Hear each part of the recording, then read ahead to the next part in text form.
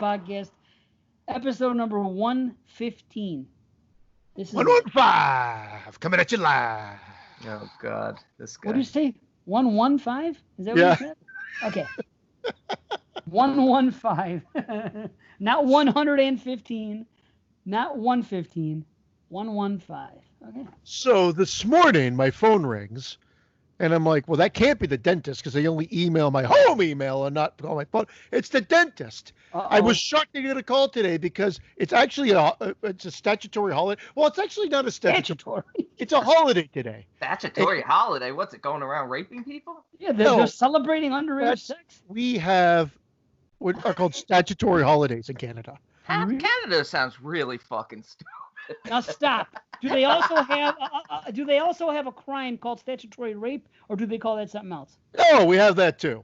Wow. Okay, I'm kind of shocked, but okay. I figured they would change the name. You know. I can't believe Heather. Can you believe what I got to deal with on this fucking show? A statutory holiday. So here's what happened.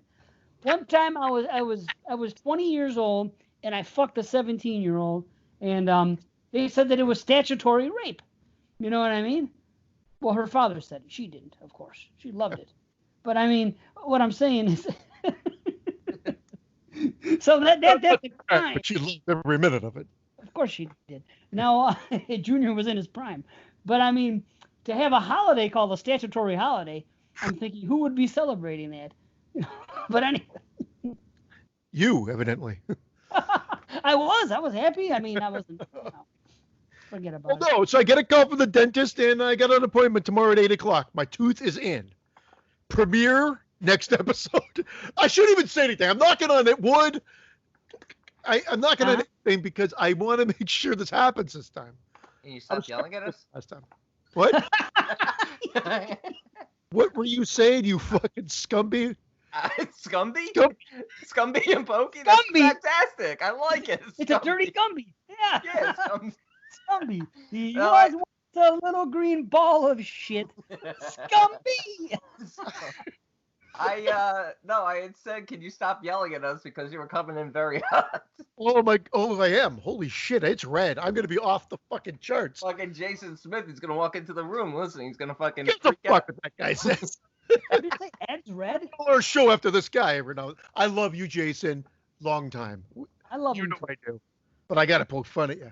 I do love him, but I think there should be a show with him and JP, because I've just realized the more I get to know Jason Smith, he is a lot like JP. Him and JP, when they discuss other people's opinions, they love to ask the question, to pose the question, why? When you say something, and they really want to dig deep and say this, and he goes, wow, this and this and this. Have you noticed that? He's a lot like JP, and I never saw that side of him until I'm seeing him more in the chat. It's not a bad thing. I love debating with him. Oh, no. I hate people like that. You hate questions, why? Why? What are you, my kid? Shut up and accept it. Or my fucking therapist. Yeah.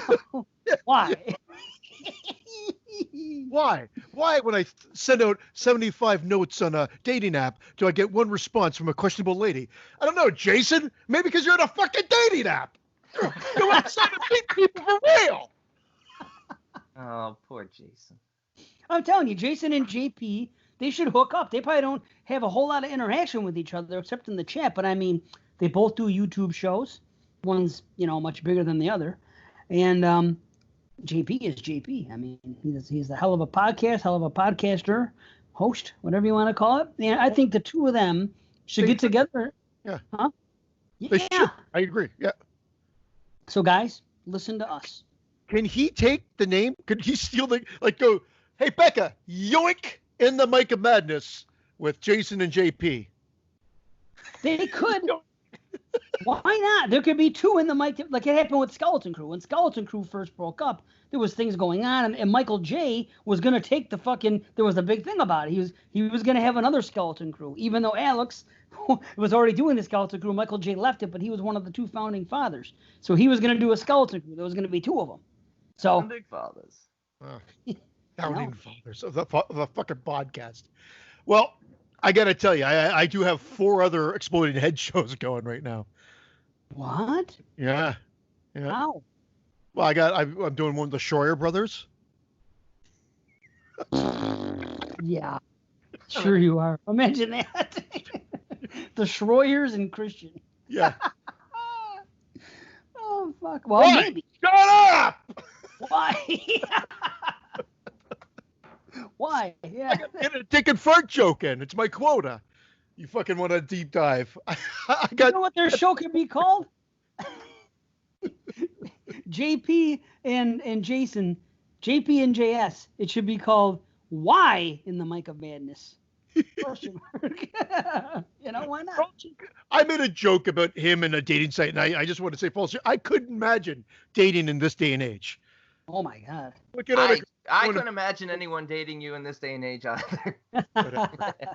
I'm sorry. I guess it goes for you too. I'm sorry that you have to live this life. I would hate this fucking aura of online dating. Oh my god. Oh, online is fine because when you meet somebody online, you could pretty much say what you want. You know what I mean? And then if they don't like you, they can say not interested, no thank you, block. Nothing's gonna happen. But if you meet somebody in person and you say something, well, then they're gonna throw a flag. They're gonna tell other people this person's fucking harassing me or offending me. This, that, the other thing. They're gonna call fucking somebody over. That's why I have hooked up with so many women online in my life. Let me tell you, I used to love it because that's when you really get to know some. It's true. Your wife knows. Yeah. She does know. Well, not the amount. She just knows that I used to venture into that playground a bit. But I mean, all I'm saying is this. Going online and meeting people is a hell of a lot easier than trying to talk to them at a nightclub or a bar or just bumping. You know what I mean? You can actually get to know somebody. And have talk to. Well, you got to talk to them before you can. I mean, maybe not every time, but. I guess Tinder's really Tinder doesn't even sound good anymore then. Well, if it really is that easy, I don't want to know, and I'll be mad about it. I'll be so mad. See, that's okay. I'm very happy where I am in life, and I love my wife, and I love all this stuff. And I'm also happy I'm not, like what you were saying, I'm glad I'm not in today's pool and have to try to flirt with people and not get in trouble for it. So that's all great. But if this Tinder thing really is that easy, then that makes me rethink everything and say, man, that should have been around in my days. Well, I don't know if it is so much nowadays. Brandon, maybe, I don't know if you're on Tinder or not. I'm not cracking a joke. I honestly really don't know. Be. But I don't know if it's as good as it used to be. Maybe it is. I really don't know. I just knew a buddy of mine 10 years ago said it was great. 10 years ago? Tinder was around 10 years ago? Yeah. Tinder's been around a while. No clue. I never started hearing about it till like fucking maybe 3 or 4 years ago. Wow. Yeah. I don't know if it's 10 years, but it's been at least 6-7 years probably. Yeah. I used to be on this one. I feel like he's been with his girlfriend for a long time though now. I got to look it up. Oh. Did. Oh, your buddy. I thought you meant Jason. Yeah. Okay, forget about it. Okay. Oh. So September 12th, 2012. So 8 years. I apologize. And it probably took at least 2 years before it became known. That's usually how it is. Well, maybe he was on Grindr. Let me check Grindr. When did that start? Grindr sounds even newer. No, that's a gay one, I think. Is it 2009. really? It is a gay one. Grindr's for gay men. Yeah. Oh, okay. Grindr. Oh boy, if I was a gay man, I'd be all over that fucking Grindr. Holy fuck. Whew, you could call me fucking Mr. Pepper. I'd be grinding so much. Shit. That's literally what it is. You can find somebody like immediately within your area and just fuck. You can find somebody right next to you in the street. Oh, that's what I always say about being gay. A gay man in general is the fucking life to live. I mean, seriously. Being a gay man in general is the life to live. There's no question about it. That's why nobody can ever say anything about harassment and all that shit that you have to deal with. It's all worth it. It's all worth it for the ease of sex. Because you know how guys are. We could go into to go pump gas, walk into the fucking, the gas station, see a hot chick, and wish that we could walk up to her and say, "Hey, want to go back to my apartment?" Of course, that doesn't happen. But I think that that's not the only thing I'm pumping, honey. But I think in the gay world, gay men, because they're men, I always imagine that it's that easy. They could just be going anywhere, look at each other and say, "Want to go fuck?" Yeah. You know what? I think it's a lot easier to get laid if you're a gay man. That's all I'm trying to say. What about just blatantly? This is just every gay person. Simple. Well, no, I'm just saying. I bet there was a lot of that in the gay community. Not because I'm saying anything about gay men. I'm basically blanketing men in general, straight or gay. We all want to fuck all the time, and when we're single, we want to fuck people that we just meet a lot. Not every single man. I wish you stopped blanketing men. Sorry, I won't blanket them. I might blanket you in a second. Fucking throw a couple fucking right hooks on your head or something. Why does it always look like he's in deep research whenever we're having these discussions? And he's like this, looking at his computer. Dr. Brandon. He's like, Grinder. He's creating a profile right now. Oh, fuck. He looks confused. Oh, God. There's really that many men. He's about to explode in like 2 seconds. Right? His head's going to explode. And then that's the end of the show. Exploding heads. Man's head exploded. Officially. Yes, now we got to make the movie. And this is recording. That could be the movie. Imagine that if his head blew like fucking scanners. That's it. Or he caught on fire. Spontaneous combustion. Make it happen. Oh, fuck me. What happened now? You lost your notes? Yeah, let's hear about it. No, nothing happened. Oh, I think that's just his plea to all the gay men out there. He's like, fuck me, I'm not gay. I wish I were. Dave is right. Anyway, he looks like he's studying a fucking math equation over there. I don't know what he's doing, but he's deep in thought. Look at him. You have something you could share with the rest of us? What's that? Do you have something you could share with the rest of the class? No. Oh, man. Okay. I do. I ordered the Friday the 13th Steelbook. I figured, why not? I got to grab one. And, Why not? Because you just bought a fucking $170 box set. That's why not. yeah. Wow. And I figured this one is going to be a collector's item. No question. I Because think no one's going to buy it. I don't think many people are going to buy it. It's on special. It's not all that great. It's all just a repackaging. But it's got the original cover art. I like that. Love it. And then it's all... That's It comes with digital code. What I love about this is supposedly it's a digital code for the R-rated version. what? Which I actually like. So you get the uncut version on Blu-ray, and then the R-rated version is a digital code. Isn't it great when you can put in a code and get an inferior version of a film? You may as well give it to the patron, guys. What's R-rated? What do you guys? You guys are killing me now. I'll give the code down to everybody.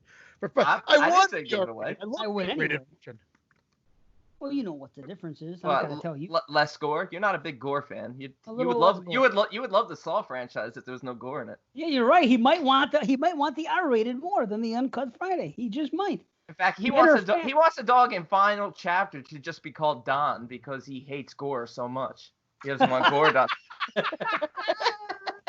Anyway, Don, hello. Hello. I didn't even do that intentionally, Don. See, that's what the kid can say to him. pretty good cover art in the middle there. A little, Fucking not too sweet, shabs. Yeah. So yeah, I figured I'll get this because I'm pretty sure not many people are because that box set, and who knows? It Sell might go. That's Sell it. one and keep the other because you got two. Are you getting into that whole story or no? I got just for that reason. I got two because they went down by $5. They were like What? $8. They were $22.99. They went down to $14.99. Well, I'm gonna buy one too. I got two of them. And then I got the Texas Chainsaw Massacre Steelbook. There's no 4K. That 4K does not exist. If you find it, it's like $100 and something bucks. I have it right in front of me. Really? You have the 4K Texas Chainsaw? Yeah, hold on a second. I'll go grab the fucker. Hold on a minute. I'll show you right now. The one that has the dead armadillo at the front? Hold on, I think so. Hold up. That thing is nowhere to be found. It also came out like 3 years ago. I thought it was a new release. In Dave's basement. Yeah, well, there you go. He's got the only copy. I figured I was fine with the Blu-ray. Is that, if that fucking, it is that one. He's got it. Or is that the 40th anniversary one? It is. It's 4K. It's the 4K scan though, isn't it? Oh, 4K scan. No, there's actually a 4K copy, a German one that has a. Oh. That's the 40th anniversary. I was thinking of getting that one, but then I saw this one and I just thought, this is a better version. I didn't know there was a 4K at all of TCM. It's impossible to find it. It's like a dead armadillo in the foreground and then the man in the background. Yeah, but in the version you got, I'm pretty sure Leatherface is a vegan because he's against gore. As long as that's what you're researching before is like jokes, then I'm all. Leave me alone. I'm not feeling good today. I'm never feeling good. Why are you not feeling good? You better start feeling good. Yeah. Fucking... Gotta make Arrow copy of Videodrome. Oh, nice. The Arrow, huh? Yeah, but that one is B, region B, so I gotta use my region free player and hope for the fucking best. Oh, it's on Scream Factory, so it should work like a charm. Oh, I'm and then, sure. Of course, just the cream of the. I got that too. Yeah. Yeah. The first one's coming. For whatever reason, it's taken an extra, like 3-4 days to get to me. Buddy, you're collecting hard again, and now I'm so bad. That's why I stopped. This is exactly the reason why I stopped. I know I'm sick, dude. I can't even tell you how many I've been buying lately. And I said I was gonna stop and not get any more because I got like 6, 7, 8, 9 for like my birthday. And I said that's it. I'm not gonna buy any more until my birthday. After my birthday. Well, in the meantime, there was a sale the other day, and I got 6 more, but they were $6 each. So that's okay then. These were not, but they were not broke the bank, but they weren't inexpensive either. Well, I got the Hannibal 4K because we're covering it next. But the reason I paid for it is because it was $17.99 or something like that at Best Buy. Everywhere else, it's fucking $35.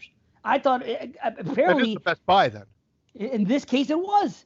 It was Kino Lorber, and somehow I don't know why Kino put out Hannibal. It's kind of weird because when I think of a movie like Hannibal, it's a studio film, and I would be expecting it to be put out by just somebody else. I didn't know that Kino would distribute it, but they did, and it's out of print now. But I almost bought 2 so I could sell one. Same thing. My wife and kids got me a few movies, and then that was the extra one. My wife tells me this morning, "Oh, you have a surprise coming today."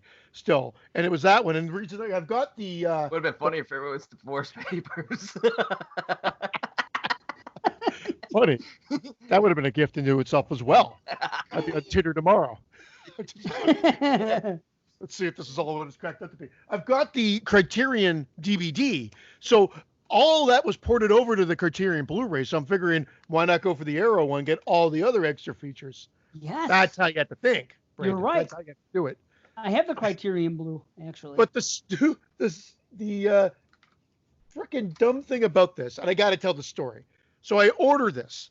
SC, thank you, because this is what I ordered this. And I ordered Texas Chainsaw Massacre remake and the beginning double on like a double Blu-ray, whatever it may be, $14.99. I'm like, really? Oh, fantastic! The uncut version of the beginning, it's coming. I see that they dropped down the price $8 for the Friday the 13th. I go on the Amazon live chat. I'm like, look, I haven't even gotten it yet. It hasn't even arrived. I just ordered it. Any chance you could just credit me the $8? Oh, it doesn't work that way. You've got to cancel the order. I said, do I just have to cancel the Friday the 13th, or do I have to cancel the whole thing? You got to cancel the whole thing. Cancel the whole thing. Place the order for the 2 Friday the 13th. That fucking double blue, the Texas remake with the beginning, $46 now or more. You lost fucking scumbags. Yeah. You fucked yourself because I fucked myself because I didn't check that because I figured, no problem. So to save the $8 on the Friday Blue, I'm now sending an extra 32 on Texas Chainsaw. So I was just hoping because it was already in transit. So I'm like, I don't know if this is actually going to get canceled. Even when I did cancel it, it might still come. It said like, yeah, just return this by a certain date. But then when I went back in after, it said it's heading back to us now. So I'm like, damn it, because I thought if it came, then I would have just kept it anyway. I can't believe it. I can't believe the price went up like that just overnight. It's just because if you buy them individually, you can actually buy a better copy of both movies for the same price as that. So why would you pay to have them on a double disc? I was thinking $15. Why not? Sure, absolutely. You know what, though? You got to keep an eye on it. You got to go to Blu-ray.com, and you got to go to, Slick Deals every day and look and see when things pop up and see the deals. And on top of it, do you go to Blu-ray.com and research before you purchase the Blu-ray on if it's a decent quality Blu-ray or not? Yeah, sometimes I do that because I'm not collecting everything. I've come to I said I'm not going through this again. I've done it and sold VHS, sold Laserdisc. We've talked about it numerous times in the show, and I sold a shitload of DVDs. Like I showed. That's fine. Keep your blues. No, I know. I'm keeping everything now, but I wish I kept everything before, because there's some great things on DVD that you're not going to get. There's a few. So I had the Hellraiser Steelbook in my hand. Uh-oh. At Cinema One. I'm like, should I buy it? Should I not? And again, I said, I just dropped so much on these things. I can't do it. I go home, look on Amazon, and I find out that if it's not sold out, it's like $120. It's ridiculous. For whatever reason, eBay has it for something reasonable, but you still have to bid on it or whatever it may be. But Amazon is fucking crazy.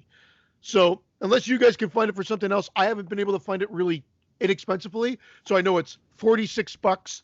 I could pick it up right at the place that I deal with in town here. So I called them, I said, set it aside. I'll be there tomorrow to pick it up. Oh, really? Because I'll look, but I have fun. For $46? $46, the Hellraiser Steelbook from Arrow, but the one that's A region. Yeah. So I was going to get their trilogy about 2 weeks ago. I said that they had the trilogy, not the Scarlet Box, but the other one that they released. It's B region, but it was $45 for all three movies and had all the special features. I'm like, sounds great, because individually the A region A ones are $45 each here. So I'm like, okay, well, I'll get all three of them for that price. It's gone up to about $64 now, but I still thought it was a good deal. But however, that Steelbook looks so fucking good. I'm falling victim to the lure of Steel. I can't make fun. I've spent $45 on Steelbooks, but it's mainly the Synapse ones. Demons 2, some of the Argentos. The only one I didn't get was the Suspiria Steelbook, which you didn't do. What now? What Steelbooks you're talking about? B? I'm sorry. Yeah, I'm a big Steelbook guy. I like the Synapse Steelbooks. I got the Demons 2. I have Demons 1, but not 2. I have Demons 2, but not as a Steelbook. I like Steelbooks, but I'm not going to pay extra for them. And they don't look quite as good sitting on your shelf. I do like them. I do like them, but I will admit, I agree. When it was just a port and they're charging you $5 to $10 more for the Steelbook, I'm like, F that. But when they did something different, like do the scans, you found, okay, so that's what I got. I paid $14.99 Canadian, so like it jives. But for whatever reason, but you just said it was $46 now on Canada. So like, I'll go back now. Maybe they got mine back and they put it down to a good price again. I don't know. But and Dave just bought it, so the next one's $46. I don't fucking need it. I'm fine. But I would buy it for you and then ship it to you, because it might even be cheaper. That's a good guy right there, because I wouldn't even do that for you. Well, dude, I did it for Jim K. I feel so bad because listen, this is the deal. Jim K wants all the DVD of the original Friday the 13th. So we had all of them except Manhattan. So we found a place that had it cheap. It was less than $10. And he goes, listen, I live in Canada, and this is it's so much easier, and I trust you to do it. So I'm going to ask you, will you buy this from FYE.com, have it shipped to your house, and then ship it to me?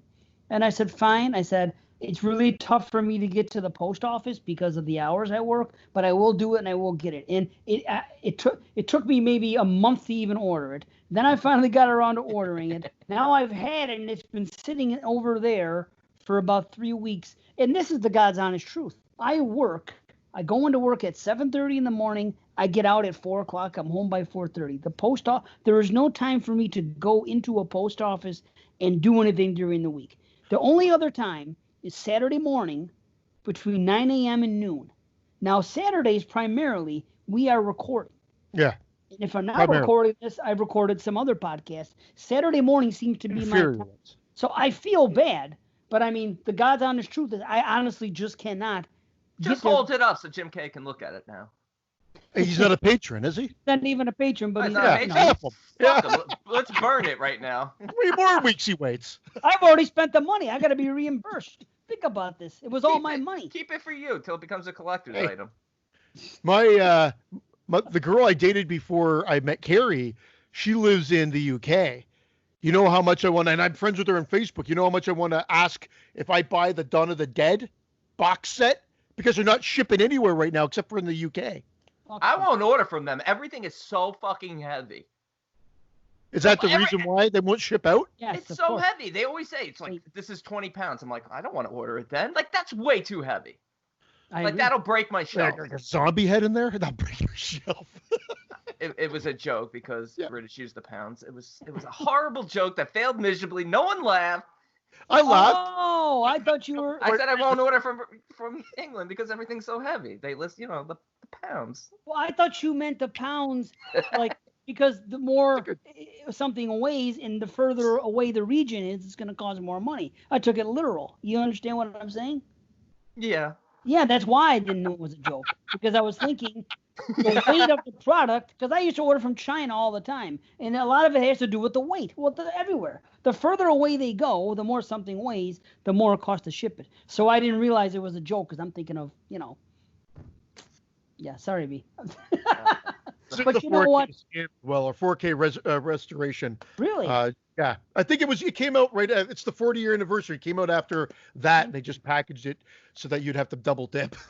Well, I tell you what, I am not paying $100 for that fucking Dawn of the Dead Blu-ray. I don't care if it comes with the fucking Argento cut, because honestly, I don't care about the art. I used to have the DVD. I have it right here. I just watched it. It looks amazing. That's why I'm like, do I even need to upgrade? It's just, if it's 4K, I will do it though. It does come in 4K. You can get 4K, but you don't. Yes, but not for that kind of money for one movie. Exactly, it's one movie. I don't even want all those other cuts. It is my favorite movie. I don't want all the other cuts. I don't care. I'm not diehard about that.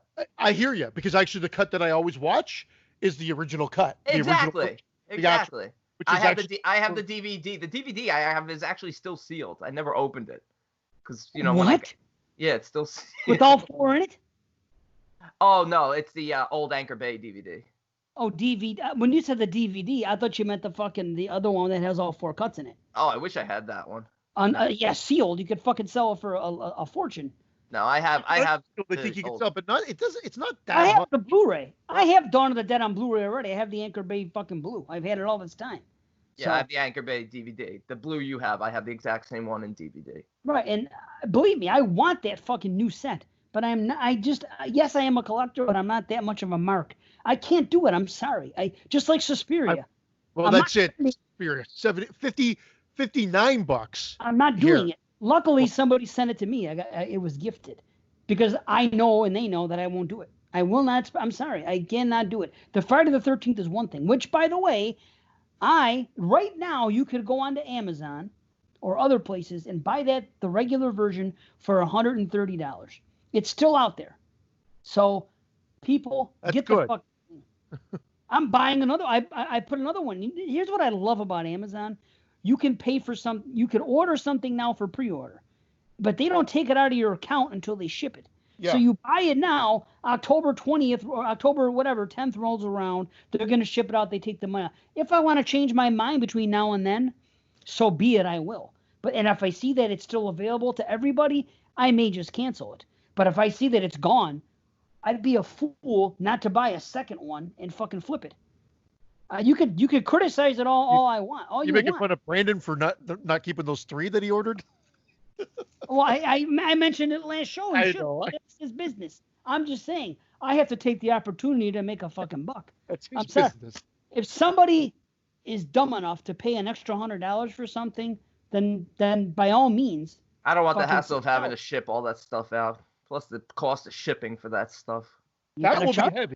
That's why I went the steel book route, because I have a feeling this is not that heavy, easy to ship. So if someone wants it, I got a sealed one. Yeah, that you could just do post office, slip it right in an envelope. Like these huge box sets, these posters, you gotta pack them nicely, because if people are paying $250, $300 for a box set, you got to make sure it ships properly. You're going to wind up spending half that on shipping. Yeah, but you charge them for the ship. That's what you're missing out on. Even if you charged them an extra $100 and fucking you spent $20 on the bubble wrap and newspapers to put in the box, big deal. You're still making $80 just for doing absolutely nothing. But then it's going to cost like another $18, $20 to ship. It's going to cost like $40 to ship that. It's going to cost $20. No. I've never shipped anything for that cheap. Well, then you're doing it wrong. You got to go get the priority mail flat rate boxes. What do This you is mean? I the used to problem do with this for a this is fucking the living. problem with Steelbook. You can't get the frickin' special feature shit back into the thing because it doesn't. They package it on the back. It doesn't slip into the little sleeve. Dude, did anybody get that John Carpenter Halloween one that came out a few years ago? It's real thin. There's a little book inside. It was the Dean Cundy restoration.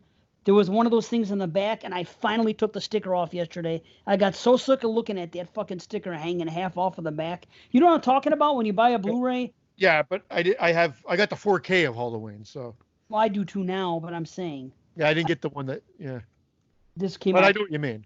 Yeah. What are you talking about? Like the special feature, the features taped on that little piece of paper? It's on the back of the actual. I'm gonna go grab that fucking thing. Well, this is what it was on the Steelbook. Just like On all the Steelbooks. Oh, I And- always take that off the steelbooks and I chuck it right in the garbage. Well, I like to see what the fuck is in the pack. This is what usually is on the back of the package. No, I know, but yeah, no, I toss those. Fuck that. If I want to see what's on there, I'll put the disc on. Go through the features. There you go. True, but Okay, Like- this is what I'm talking about. Did anybody get this thing? The Oh, 35th no. anniversary. Okay, see, I hated that cover. it's really cool. It's got all. It's It got the book. is. It was the 35th. It's a blue.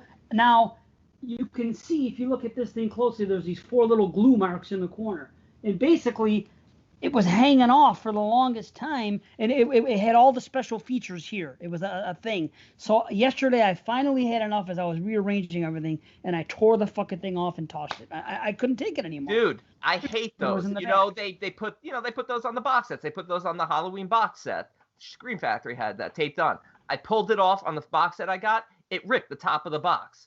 Oh, fuck you. Oh, I sent it right back to them.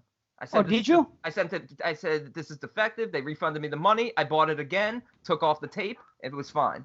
Oh fuck no! I don't deal with that. Like I'm having anxiety over the Friday the 13th box set coming with that tape, and you pulling it off, and Jason's head comes clear off the box. Should have bought You know- 3. You know what I'm mad about? Oh no! I'll send it back. I'll send it back to them, and they'll pay me. Like that's one thing. I have no That problem. Like, box. what? I'm a little pissed about that. They didn't put Pamela on the cover of that box set. There's no They got Pamela at all? But I've seen Hmm. every angle that they've shown of that box, Right. and there's not a picture of Pamela. That's a shame. It is a shame. He is the face of the franchise. Dude, I want to see that. How come Friday the 13th, all the editions that come out on Blu-ray, including that Steelbook, why? I'm happy that they put Killer on there. That is cool. Because you showed in the ad, said, kill her, mommy. That's fucking sweet. At least there's something to do with Pamela. Okay, but how come all these Friday the 13th things that have been put out, and we've seen so many different things put out, not one thing has ever featured Pamela on the cover at all? How cool would that be to have fucking, Betsy Palmer, Pamela on the cover, and, have like Friday the 13th written on her sweater? The fuck, just Pamela Takes Manhattan. Well, speaking of that, like even that, you know how we noticed that Pamela's face is kind of in like the window It is. there? Yeah. You can't see it on this version. I'm telling you. She's at the fridge right now. She walked away. She walked away for a minute. Oh, yeah, she's getting a snack. This is the snack edition.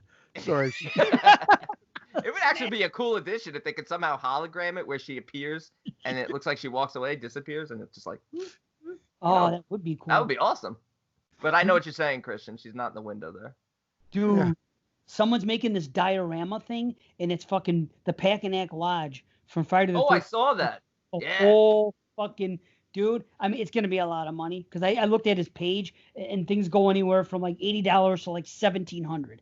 So this looks so elaborate, but I mean, it's everything that you see in that movie as the Packanack Lodge. Even the fucking steps where Mark falls down in the wheelchair, how it leads to the lodge itself, and the other cabins and everything, and the grill that they grill on. It is so detailed to that thing. I'll tell you, if I get my promotion at my job and I'm making more of I may have to fucking be the fanboy that buys that thing. What if it's $1,700? But he throws in a Mark action figure. I would He buy won't it. buy a $100 DVD, but he'll buy that.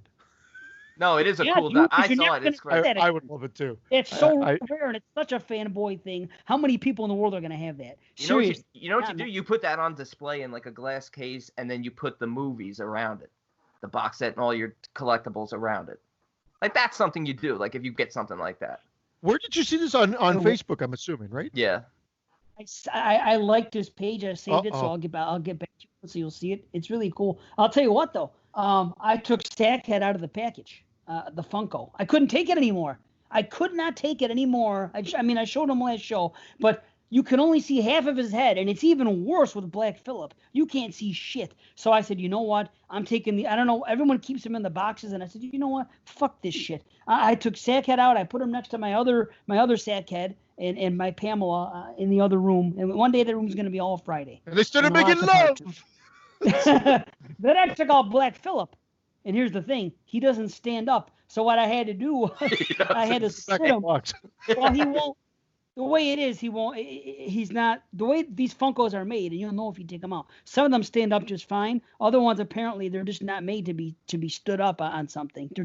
They wobble. That's a flaw. That's a flaw. They should all be made to stand. That's why people keep them in the boxes. I know. Yeah. See, so now I took it out, and I have the 2 Black Phillip cans that they were sent to me, and then I have this other thing, and it's it's a candle. It's a candle thing with like Black Phillip in the front. So what I did was I put him inside the candle, so his head sticks out. And dude, you can't even tell if you look at it, but Black Phillip, you can see his horns in the back, and they got blood on the horns and shit. But if you don't take him out of the box, you don't see that. And then he has that little fucking that apple or that cherry, whatever the fuck in the witch. It's on the bottom, dude. You're missing out by not taking these things out of those boxes. Mine stands up. Did you pop it? Did you pop his cherry? I was so happy I fucked it. Yeah, I broke the fucking cherry. Perfect. So yeah. All right, ratings Friday the 13th. Wow. Well, there we managed to somehow bullshit for 36 minutes. We did, and I'm gonna do one quick thing here. One quick thing. I'm gonna play something. Oh, well, listen. I just found out about this not too long ago, and you guys might say, oh, yeah, this is old news, because it happened a few years ago, but I didn't know. But I'm going to play something. This is kind of a test. Remember when they used to have that thing online, and it was like a dress, and some people saw it as this color, and some people saw it as another color? Okay, that's what this is, but it's an audio thing. So maybe you guys are going to say, oh, yeah, this is old news. My daughter just gave it to me 2 days ago. Oh, my God, that's illegal here in the States. Statutory holiday. Are you talking about the toy robot? See? No. Oh, okay. So you got something new for me. Hold on. Let's see. I'm going to play this thing. It was a toy robot that was put out, and I want you to listen. Take a turn. Hold on. Hold on a second. Well, the one she had was on like Instagram, and it said like green sauce or brain something. Is that it? Something like that. Hold on, though. Just don't ruin it for me. Hold on. B, listen to this and tell me what it's going to do it like 3 times, so you're going to get a chance, and then we'll let C do it. Shitty hearing.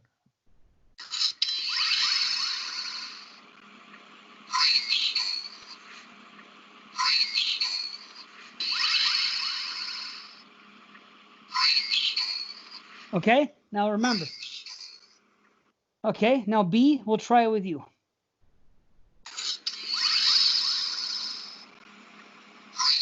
I mean C.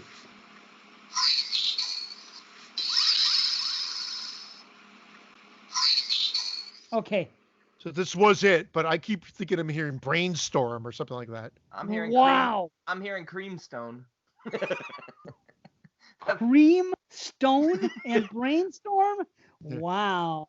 I'm so glad I brought this to the table here, because all I hear, somebody played it on a radio show on the Morning Zoo that I was talking about a couple episodes ago.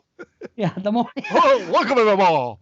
Watson, Morning Zoo. Yeah, so he played it, and I thought, here's the funny, I didn't get to the conclusion because I was pulling into work, and I had to get inside. It was like literally 7:30, and I got to get in. So I pull it out, I'm listening on the way into work, and they went to commercial. They said they were going to give the answer, right? But they go, there is no right answer. But anyway, I heard eye needle.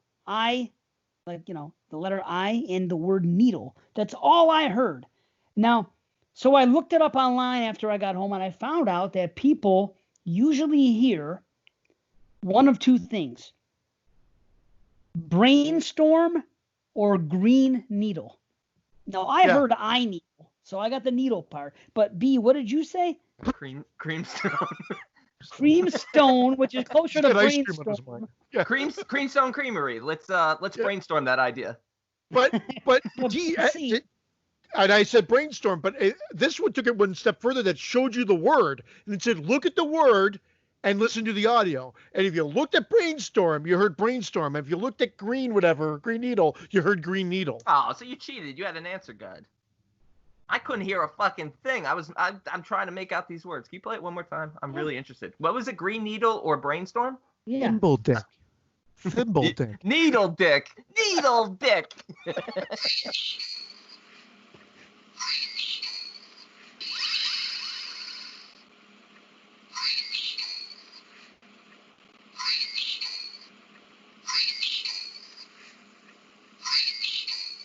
Is it me or is all I'm hearing is Creamstone? Oh, I can't believe it. It's crazy. I only hear brainstorm. I even tried to make my mind hear. Me too. I'm trying to hear brainstorm and I can't. I'm trying to hear brainstorm or green needle, and all I'm hearing is Creamstone. It got more clear as Creamstone. I can't hear the word storm in any way, shape, or all I hear is needle. It's Creamstone. It's not needle. Or Roy needle, but not even green really. When someone said the word green needle on this thing, then I started hearing it. But I have to fucking come correct. All I heard was I needle. That's what I hear. Boy, it's weird. I can't believe both of you guys went the storm route. Wow, that's crazy. I went stone. Stone, yeah, but it's still the storm route. I don't hear anything. How is needle anything close to fucking storm? Wait, we gotta do this one more time. I'm sorry. I gotta try to hear needle. I want to hear needle. Okay. I needle or green needle. Okay, hold on. Listen. At least the listeners are going to be hearing this too.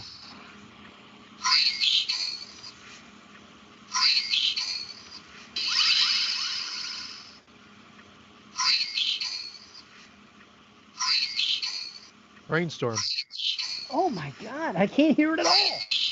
Holy crap. If you close your eyes, you could hear what you want to hear. The first time you played it, I heard green needle 3 times in a row. And then the last 2, it really switched and went brainstorm. But that's why I'm not trying to tell you it's a cheat. By having the visual cue, you are looking at the word, and then that's what you hear. So my son, he always got brainstorm. But I think it's also because he wasn't like maybe necessarily reading the words. But when I focused on green needle, I heard green needle. But I could not hear it in this. Yeah, it's saying move on. Yeah. Yeah. Oh.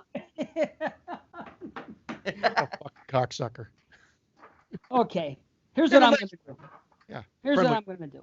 Want to play a game? I cannot hear fucking brainstorm. I wrote it down. I listen. All I hear is green needle or I needle, honestly. So the word needle, I don't know how the word needle can be storm in any fucking way in the world. I can't figure that out. But either way, I just thought it was something cool. I'm glad you guys were on the other side of me because I can't imagine hearing brainstorm. It's nuts. Yeah. But anyway. So we're getting into it? We're getting into it. We're back. We're here. We're wrapping up the Saw series. I'm really curious as to what we are all going to say about these next 2 movies because I'm going to say the same thing I've said since the beginning of this whole thing. If this franchise stopped at episode 6, it would be my number 1 or my number 2. But it didn't. And here we are. That's fair. And for the sake of everything, I'm going to explain my love for everything and even point out some mistakes. Particularly in Jigsaw. There's 3 major mistakes in Jigsaw. Indeed there is. 3 absolutely major. Otherwise, it's a really good film, but there's 3 major mistakes. I found 0 mistakes in the final chapter, but I found major mistakes in Jigsaw. I'm interested in hearing those major mistakes because that was that one I a little bit more forgiving for, but at the end of the day, it's still a really fun movie and a great, sort of opening for a new. Well, we'll get to it. There's no question. These 2 are my least favorite of the series, no question. I agree. But I'm not saying that they're failures per se. They're just my least. It's funny because I think by the end of this year, I don't even remember what I gave part 3. If I gave it a 9 or a 9.5, but I think at the end, I'm sure we'll probably do this today. Is just give our rankings in terms of which ones we enjoy watching in the order. And I think you're gonna be a little surprised. Cool. A little surprised. Should be fun. Not majorly surprised, but a little surprised. All right. Oh shit! What the hell happened? I had the description all open and now it's gone. It happens. Saw 3D. This is the same director who did Part 6, right? Yeah. This is Kevin Greuter or Greuter. I don't know. And I think he was the editor in some of the other ones, and I think he edits Jigsaw again. Yes. I think he goes back to editor. You're right, he does. And again, written by Melton and Dunstan, and this is Saw the Final Chapter. As a deadly battle rages over Jigsaw's brutal legacy, a group of Jigsaw survivors gathers to seek the support of self-help guru and fellow survivor Bobby Dagan, a man whose own dark secrets unleash a new wave of terror. Okay. Well, here it is. What I said about 2 is the reverse of this one, and what I mean by that is everything with the game and with Bobby and whatever I'm interested in, and I can't stand or I could care less about the police shit in this one. You know, I have nothing against Gibson's character, but everything with this one is rushed, and I think the reason why this one feels probably weaker than the others is there's very little Jigsaw in this, almost none. But you're right, I love the game. I think these are some of the best traps. They're absolutely brutal and awesome and well conceived, but I, you know, I don't hate these cops. It's just it's forced. You know, it has to be forced in there. You know, we need another cop. They're all either dead or on the run. That's what I wanted to know. They killed everybody, right? Because that would have been the one saving grace, is if they had a cop they could have carried over. Yeah. Now, they wedged the backstory in, and I'm willing to buy it, although that backstory is really forced.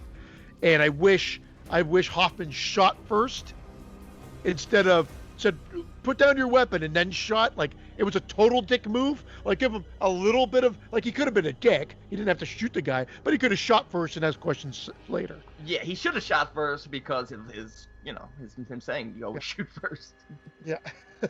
All right, Dave. Look at Dave. He looks aggravated already. Be calm. Now, listen, you guys talking about the cop. I'm going to agree with something Christian said. I'm going to agree that I actually do like the game that takes place of Bobby. Is that his name? Yeah. Bobby Dagan. Okay. And the reason for it makes sense. And most of what happens during it, I dig.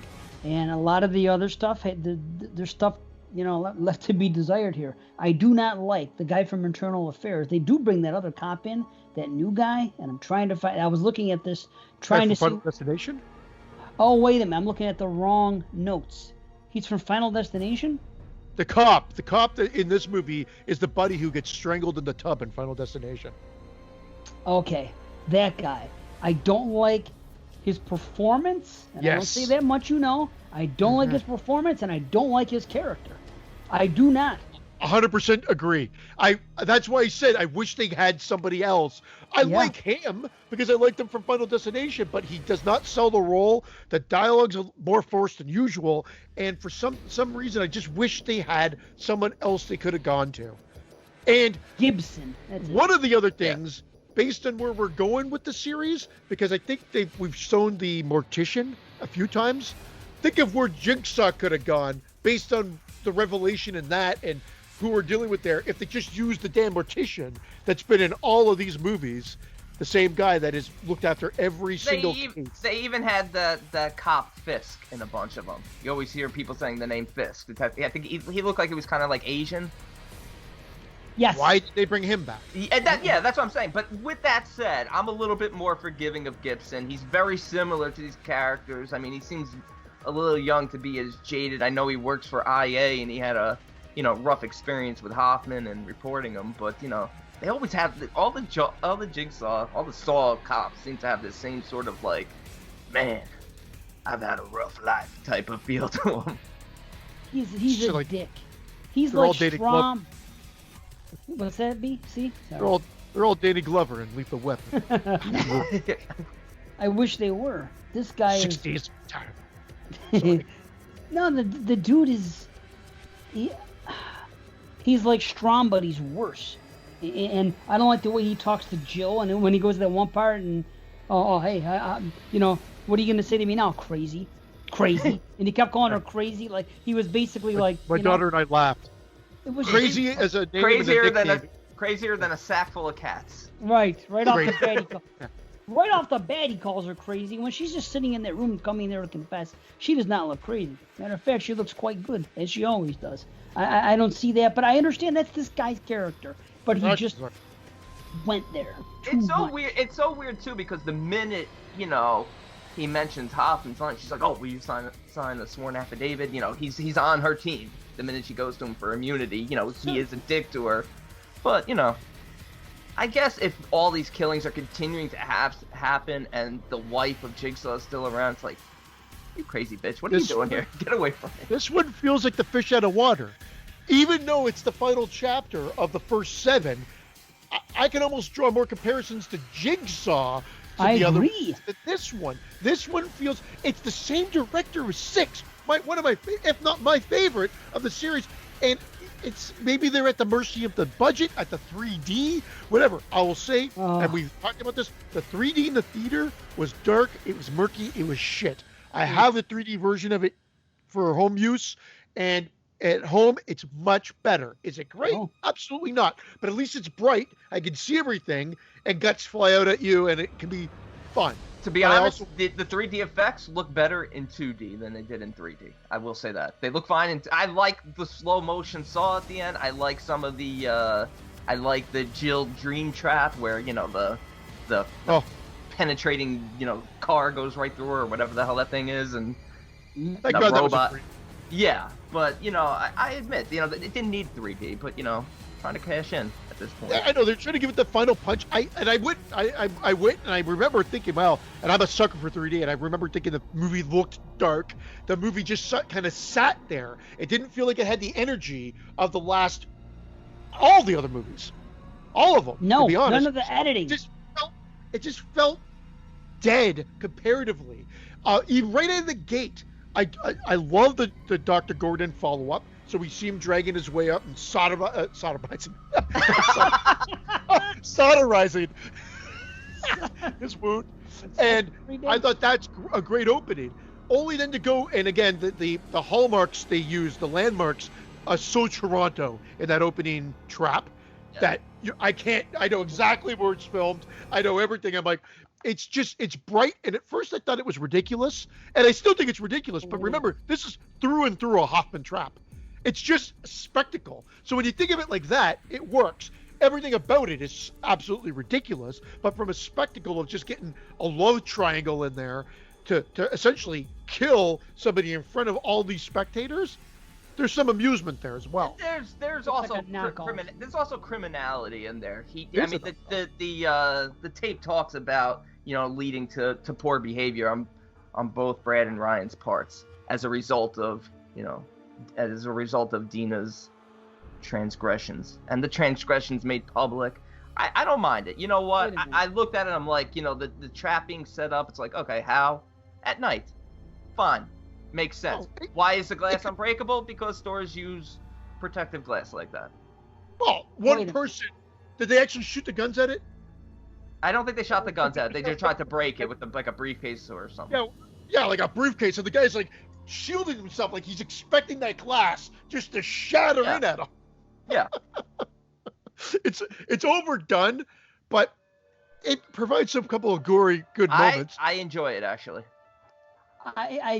Okay. Before I go into this part, B, I'm gonna be fair. You said something about the tape alluding to some type of transgressions by the two men involved. What did they say? Yeah, they had some sort of. It led them down dark paths, criminal activity. Who knows what? You never really find out what, but they've done bad things. Say? Something about transgressions. Their transgressions will be made public. That's why it's a public display trap. Well, I didn't write down all the. No, that's okay because saying that might make a little bit of a difference because to me, not just this but the other ones, the reasons for the traps are very weak and it would not have been done before. And that's what I was going to say about this first trap. First, there's no curtain, correct? People just Was there a curtain that was pulled back at like a certain time, like 8:30, and then all of a sudden in this busy fucking area? Whether or not yes or no, I would believe that that's how it's presented, which is fine because they've done these store like live action mannequin kind of displays or whatever. I actually don't I can buy all that.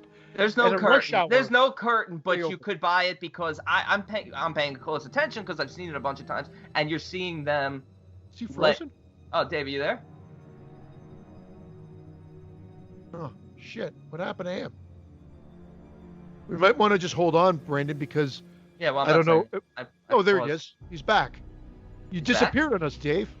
Can you hear us? Dave? I'm here. I've been here the whole time, but you heard us even Sorry. though you were frozen. Yeah, that's fine.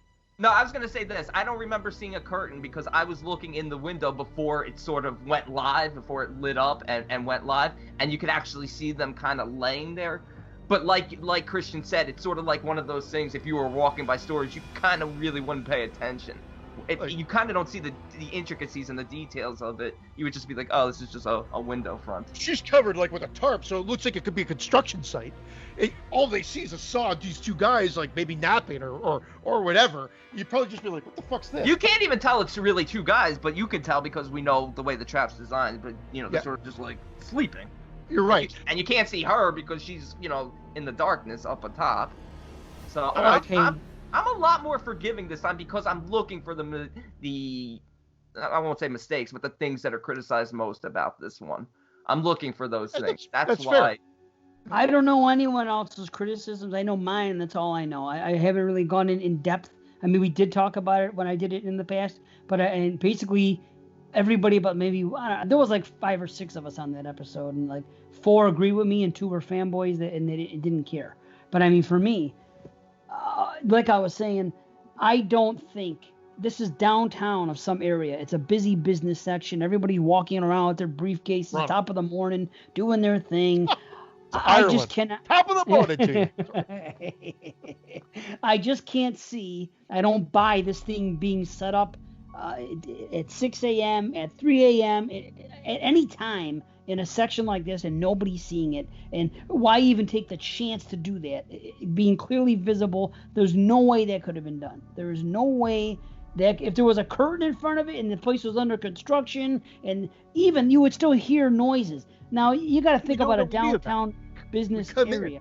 Sorry, D. I will let you finish. I apologize. No, what'd you say?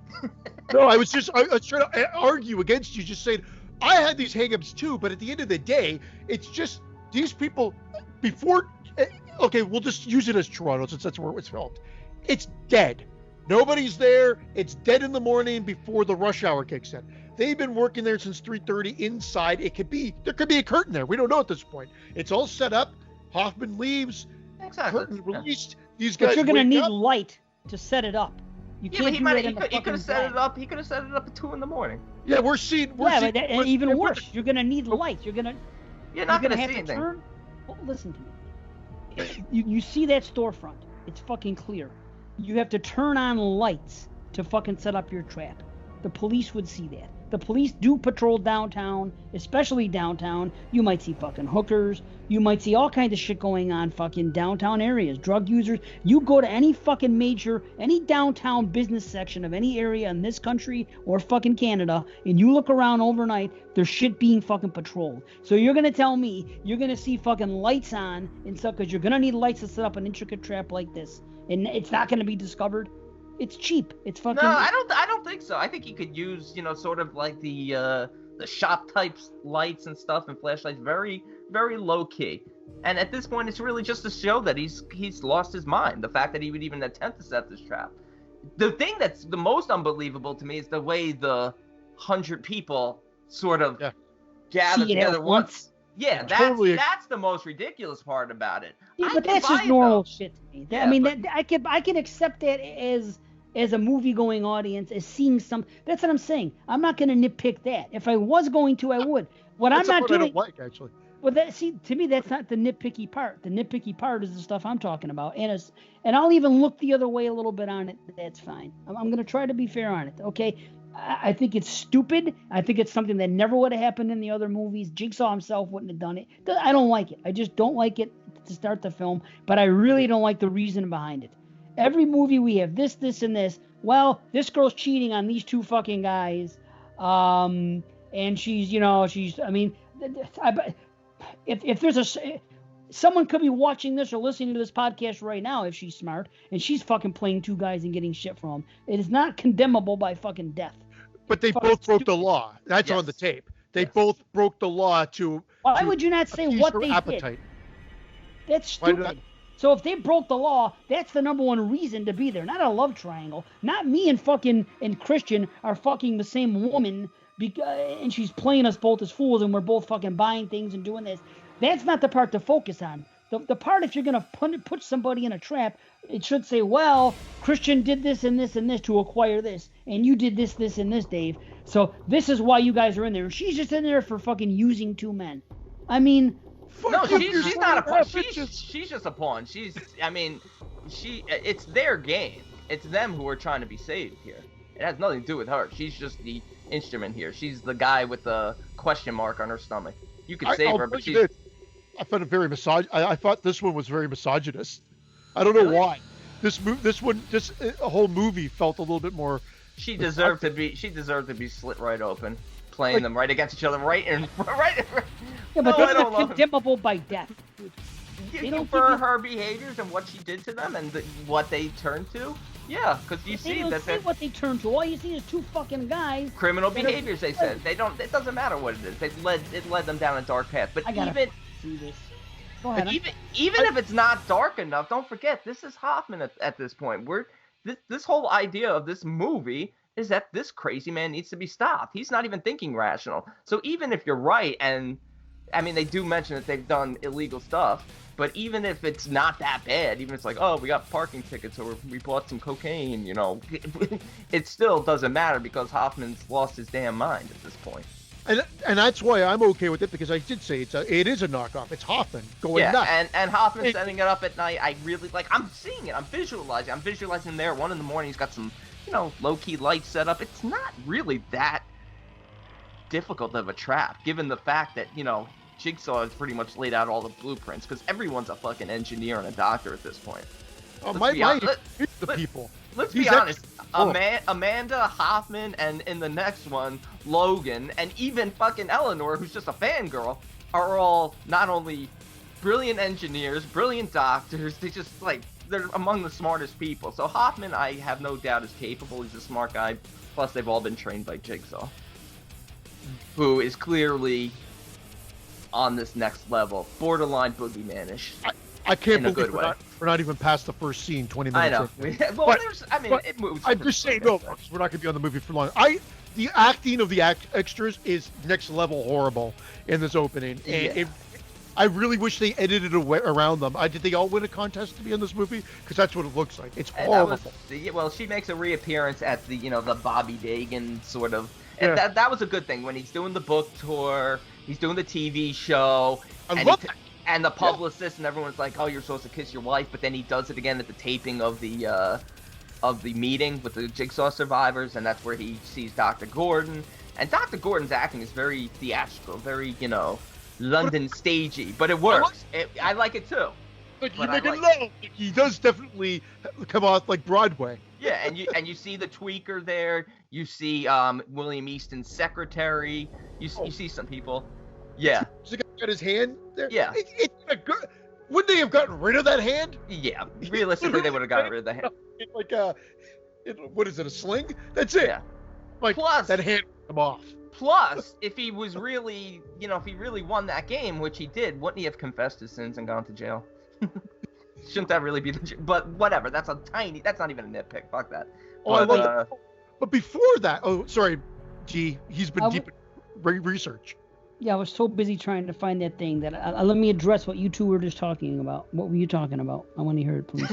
No, we jumped ahead because I got a little bit of an issue with the retcon of the end of part 5. But anyway, we're talking about the good part, which is Bobby and the survivor group. I love that aspect of it. Yeah. The survivor group angle and how we're seeing the pound of flesh girl saying, "I only get better parking," or whatever she says, and right. the guy that the tweaker guy that put his hand through the saw in part 5, and it should have been amputated, but it's just in a sling. And the secretary from part 6, the one who he saved in the take me trap. Right, then we have 4 other assholes that are just put there for plot convenience. Well, you see one of the stories, she was in some sort of gnome trap. Some trap where she kicked the other guy off and there were gnomes all around. Yeah, but why would we not know about that, especially in part 5 when we saw a list of all the fucking traps that occurred up until that point, and none of them were there. So it's bullshit. Let me move on. Nah, I think that's not more time. I guess this does take place right after. Of course, this is a chronological. We know this is a chronological order fucking franchise. We see it one after the other. It's hard enough to accomplish what we see in 3, 4, and 5 in the timeline that we're given with them movies to say, oh, there's some other traps that we don't know about. When we already see in part 5, these are the traps that have already happened. So that's bullshit. So any other trap coming in? But you see a list. You see a list of like 10 traps in part 5. Yes, you see the first 10 traps taking you up to the fucking part we are in 3 and 4. That's what I'm trying to tell you. When I can go back but 3 and 4 is so long ago at this point. There's a million other traps that have taken place since then. And we've watched 6. There's not going to be other fucking traps going on.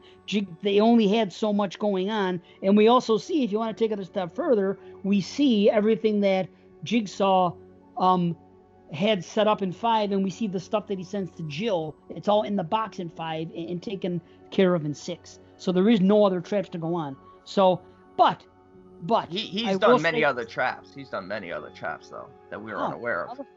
Why do you say that? Because he has his following is so much bigger, and it literally does it in the next movie. Right, but what I'm telling you is that we know all the traps that lead us up to what we discover in part 5. We know all the traps we've seen. Well, yeah, but you think that what we see in 5 and 6 are there's other shit gonna go on? That's like saying Jason killed fucking 20 other people. They just decided not to show that in a Friday the 13th movie. Jason doesn't have followers and apprentices and people working for him on the scale that Jigsaw does. Okay, I'll look the other way. All right, now here, this is what I'll say here. This is what the tape said. So apparently Jigsaw's a fucking cop now. He really wants to judge somebody just for breaking the law. He's gonna fucking put people to death, which he's never done before. But it's Hoffman. It's Hoffman. It's not Jigsaw.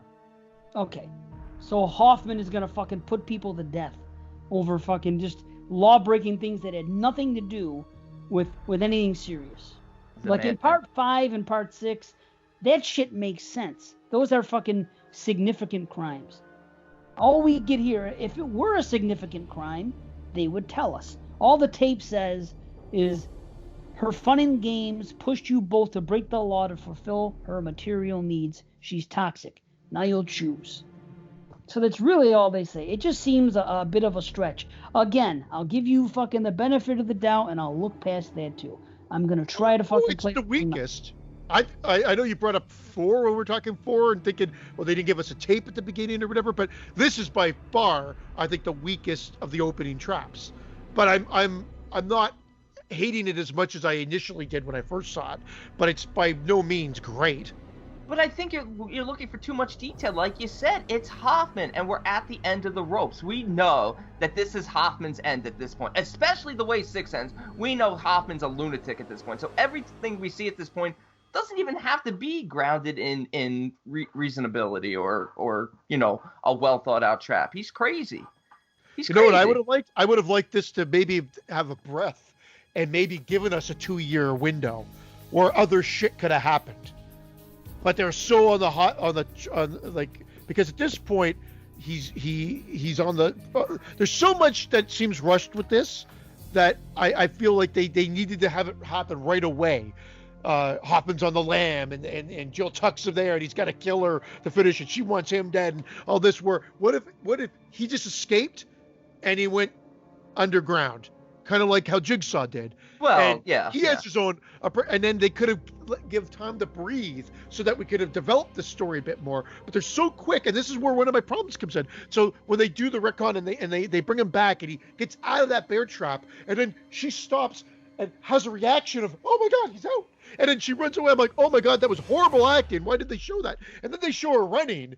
And it's the equivalent of when they show that girl running in Intruder, when she's running from aisle to aisle to aisle. And you're just like, wow, that's horrible running and filming. It's like they show her running away, and it's so bad. I'm like, they could have took this whole thing out and just had her get away. We don't need to see this part. And then Hoffman comes back in to stitch himself up. And they spend so much time developing a chase that never really goes anywhere. The reason why they showed her like that is because she genuinely thought that he was not going to survive this trap. She thought she was killing him, when in actuality, Jigsaw was testing him. Hence, back to part 6 and the tape playing from part 4. That was his game. That's why it was set up in that room, so he had a chance to survive, and he did. So she's freaked out.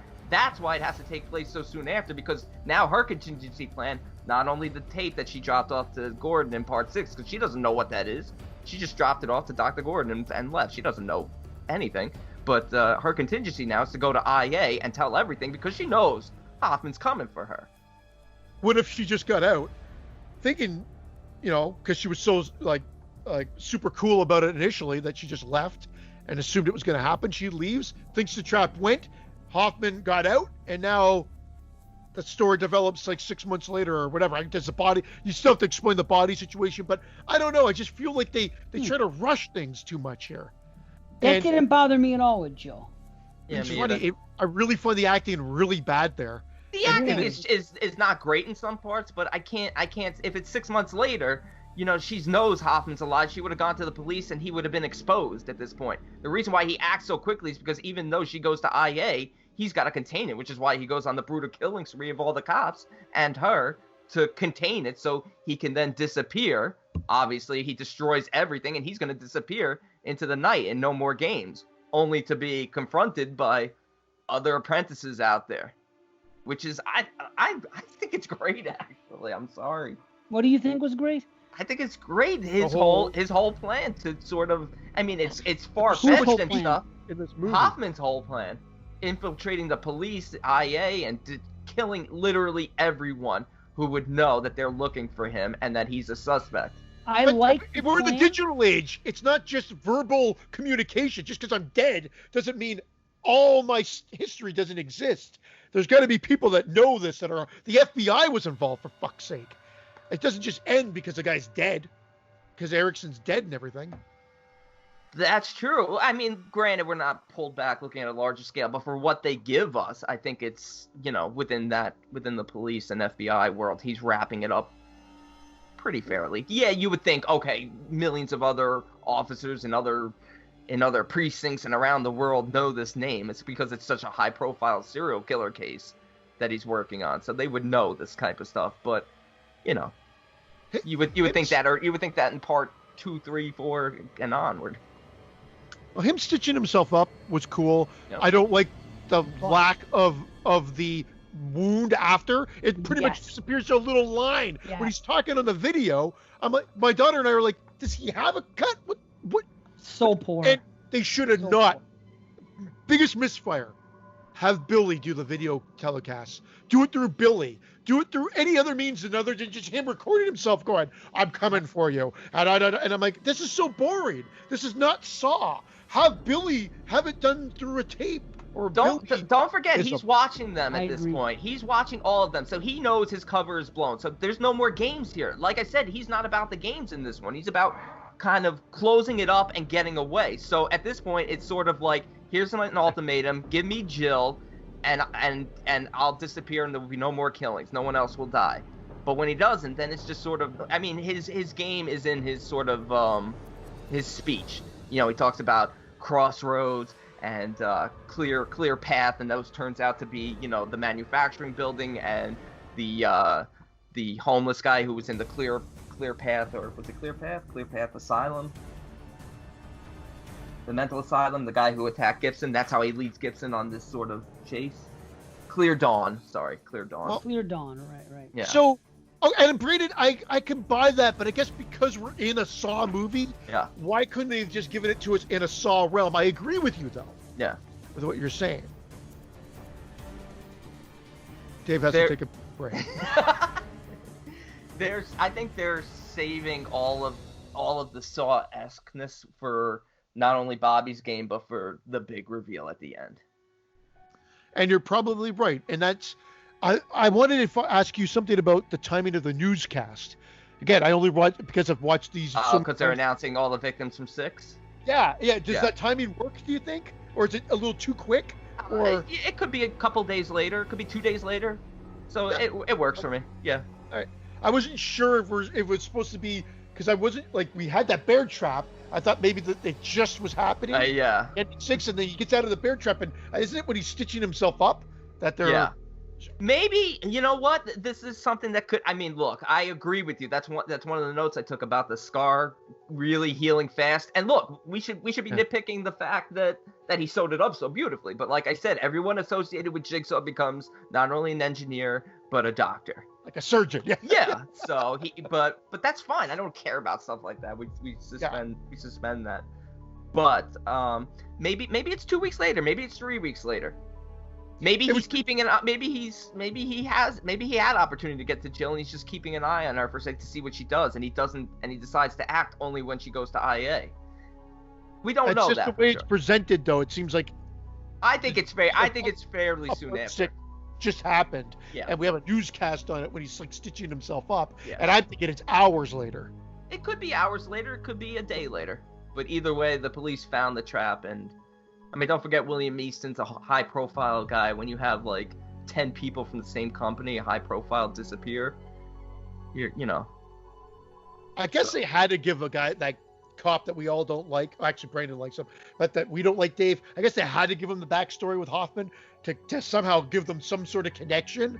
Yeah. But it's too little too late. For the final installment, why even have cops? Why not just forego cops altogether in this? Or something. It makes for a cool switcheroo with Hoffman, the whole see for yourself, and how he's, you know, we didn't even talk about the Lincoln Park trap where Chester plays that's my other complaint. Oh, you don't like that? You don't like that trap either? I like the trap. I don't like the reason. You're racists.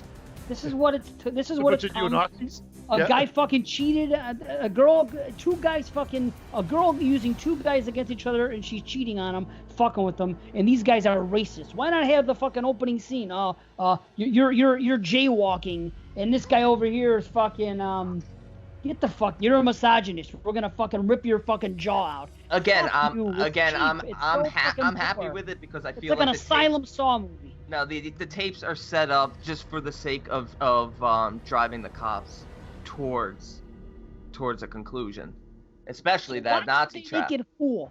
So just because you're going to excuse it because of you're I'm basically saying I'm the saying ends justify the means. I know what you're saying, Hoffman's but why not make a great movie? Sorry? Hoffman's motivation justifies the means. That's what I'm trying to say. The ends for him justify the means, but why not also make a great movie with good fucking reasons, quality reasons for these things to be happening? Don't you think that would make for a better movie? It seems like it was all filler. I agree, Dave. This seems like I do. If Asylum wanted to make a Saw ripoff. But I like Brandon. I like the idea of Dr. Gordon. I like the idea of Dr. Gordon. I'm not against it. I like how they tie it to the letter part in part 6. I like how they open with them, have them pop up in the middle, and then show them again at the end. How about the I know who you are? No. Yes. Yeah. We always thought that was from Jigsaw to Hoffman before they even met. But I like how they put the first time. But sorry. I like how they put all that in, to be honest. But they knew where they were going with that end. They knew what they wanted to do at the end, and everything seems wedged to try to get to that end. And so the Bobby, like everything's like a half-baked ideas being thrown around. I thought Bobby was well developed for this short period. Bobby and his. Well, I agree. When did he do the trap? And what kind of trap was that? And how, like, he had to pierce his own nipples and get himself up to do what? I don't know. To plug it, he had to use no hands to plug in the cords. No, in this movie, yes, he's talking about in the story that he concocted. Oh, he had to climb up and use both hands to pull himself onto a pedestal to free himself. So basically, he had kind of cheap for Jigsaw. No, but here's the point. He had to let the hook stay in his chest and pull himself up with both hands. That was his story. So the whole idea was that he was failed from the start because it is not possible for those things to support his weight. Even though the tape says so, it's playing with him because he knows he lies. He knows he lied. He couldn't do it. He couldn't have done it, even if. Well, I get that. So it's Right. perfect. I think it's really well done. I agree with that. I do. Yeah. And The funny thing is this: the nitpicks that Christian has, I don't have the same ones. I have nitpicks of my own. Brandon seems like he's gonna give this movie a fucking 9 out of 10, and that's fine. I'm just saying, it seems like Christian has nitpicks of his own that don't bother me so much, and I have nitpicks of my own. And again, don't you think it would be better? I could sit here and say, instead of saying that these 3 people are racists, which of course it's a horrible thing, but look at Saw 1 through 6 and the reasons. Wouldn't it be better just to come up with some type of creative fucking thing? Even if it is Hoffman, he knows fucking things. He's a cop. Why not have it? They sold fucking bad drugs to somebody and they spliced it with fucking Ajax and they cost somebody. They're human trafficker racists. Look, I'm sure they've done bad but things. You're a racist and you're cheating on fucking 2 guys. No, I mean it's terrible. No, I think because of the fact that it's at the end of the game. It's at the end. If it was too well developed, you'd be like, wow, Hoffman's on a manhunt to close up the loop here and killing everyone, yet he has time to write out this well-articulated trap. It makes sense that they sound sloppy. It makes sense that way. This is actually even more of a nitpick now. None of these traps should even exist. True, when it's time to set them up, you're right. Yeah, exactly. That's why these aren't Hoffman traps. Actually, these are Dr. Gordon traps. I didn't even think of this before. Now that we're talking it all out, none of this should exist. The neo-Nazis, the opening trap, it should have just been a manhunt and Dr. G and the Bobby thing. You know what, Dave? I'll give you this. That opening trap, it could be a Hoffman trap because, you and I have talked about it at the end that those 2 other pigmasks could be these guys that survived. Which I'm happy with that theory. So that opening trap could be a Dr. Gordon trap. Again, I have no issue with it. It's fine. But the Nazi trap is 100% a Hoffman trap. It's to tie into the police. True. He uses it as the audio visuals. It's 100%. And the fact, and So you explained why the first trap isn't as articulated well because it's Gordon's trap and he doesn't really do this. And the Nazi trap, like I said, Hoffman would be rushed. He wouldn't want to articulate and write out this most brilliant, well-played opening tape because he doesn't care about the game anymore. He's just trying to close up this loop of people who know him and kill everyone. That's why he has to get them there. Don't you think that it would be better if they... I understand your theory and I respect it, but what I'm saying is, don't you think that your theory would make a lot more sense if they even, maybe alluded to it in the film? Like, the people that were on there listen to the tape and say, hey, wait a minute. He's killing these guys just because they're racists. This doesn't sound like... These guys are skinheads. There's no way these guys haven't done bad stuff. See, I don't give a fuck. I It doesn't can easily matter. see it and be like, these guys are not good. These guys aren't racist. My aunts are racist. These guys are fucking He calls criminals. them racist. That's what the Yeah, tape but they're itself criminals. said. They're Doesn't fucking say you're like not Aryan brotherhood. skinhead. Why do you say that? Because that's how they're clearly presented. Yeah, they're presented never as thought that. extreme. I thought they were definitely extreme. They look like they're straight no. out of higher learning. They Okay, well, maybe I'm missing out on Kirby some... guys in the band. They're Okay, stereotyped. They're stereotyped here. Okay, I didn't pick up on it, but There's that's some fine. good gore in that scene, for Oh, sure. dude, But how did the There's really good 8-track gore. how did the 8-track pop itself in? And on top of it all, there is great gore, except for there's a couple of shots when his back is being pulled off because it's I love it. glued to the chair, and it looks like his perfectly normal back is right underneath. There's a couple of shots that look like they put no blood or no effort into the latex pulling his back off, but then they cut back to it and then it's good again. But there's 2 or 3 insert shots that are just looks like a bad back. That's a bad back, Harry. Yeah. He's got a case of the bad back. I like the It's gore. in broke this back. movie. It's broke back. I haven't had any chance to say anything good about it, but that is one because I just focused on those 3 things. But I mean, I do like the gore. I absolutely do. I like the traps. I like the trap with the racist. I like the trap with the girl, and I like at the end when she gets cut open and all that. That all looks good. I don't have any problem. Yeah, he learned, correct. That stuff I like. I'm going to give it the positives, and I like the test.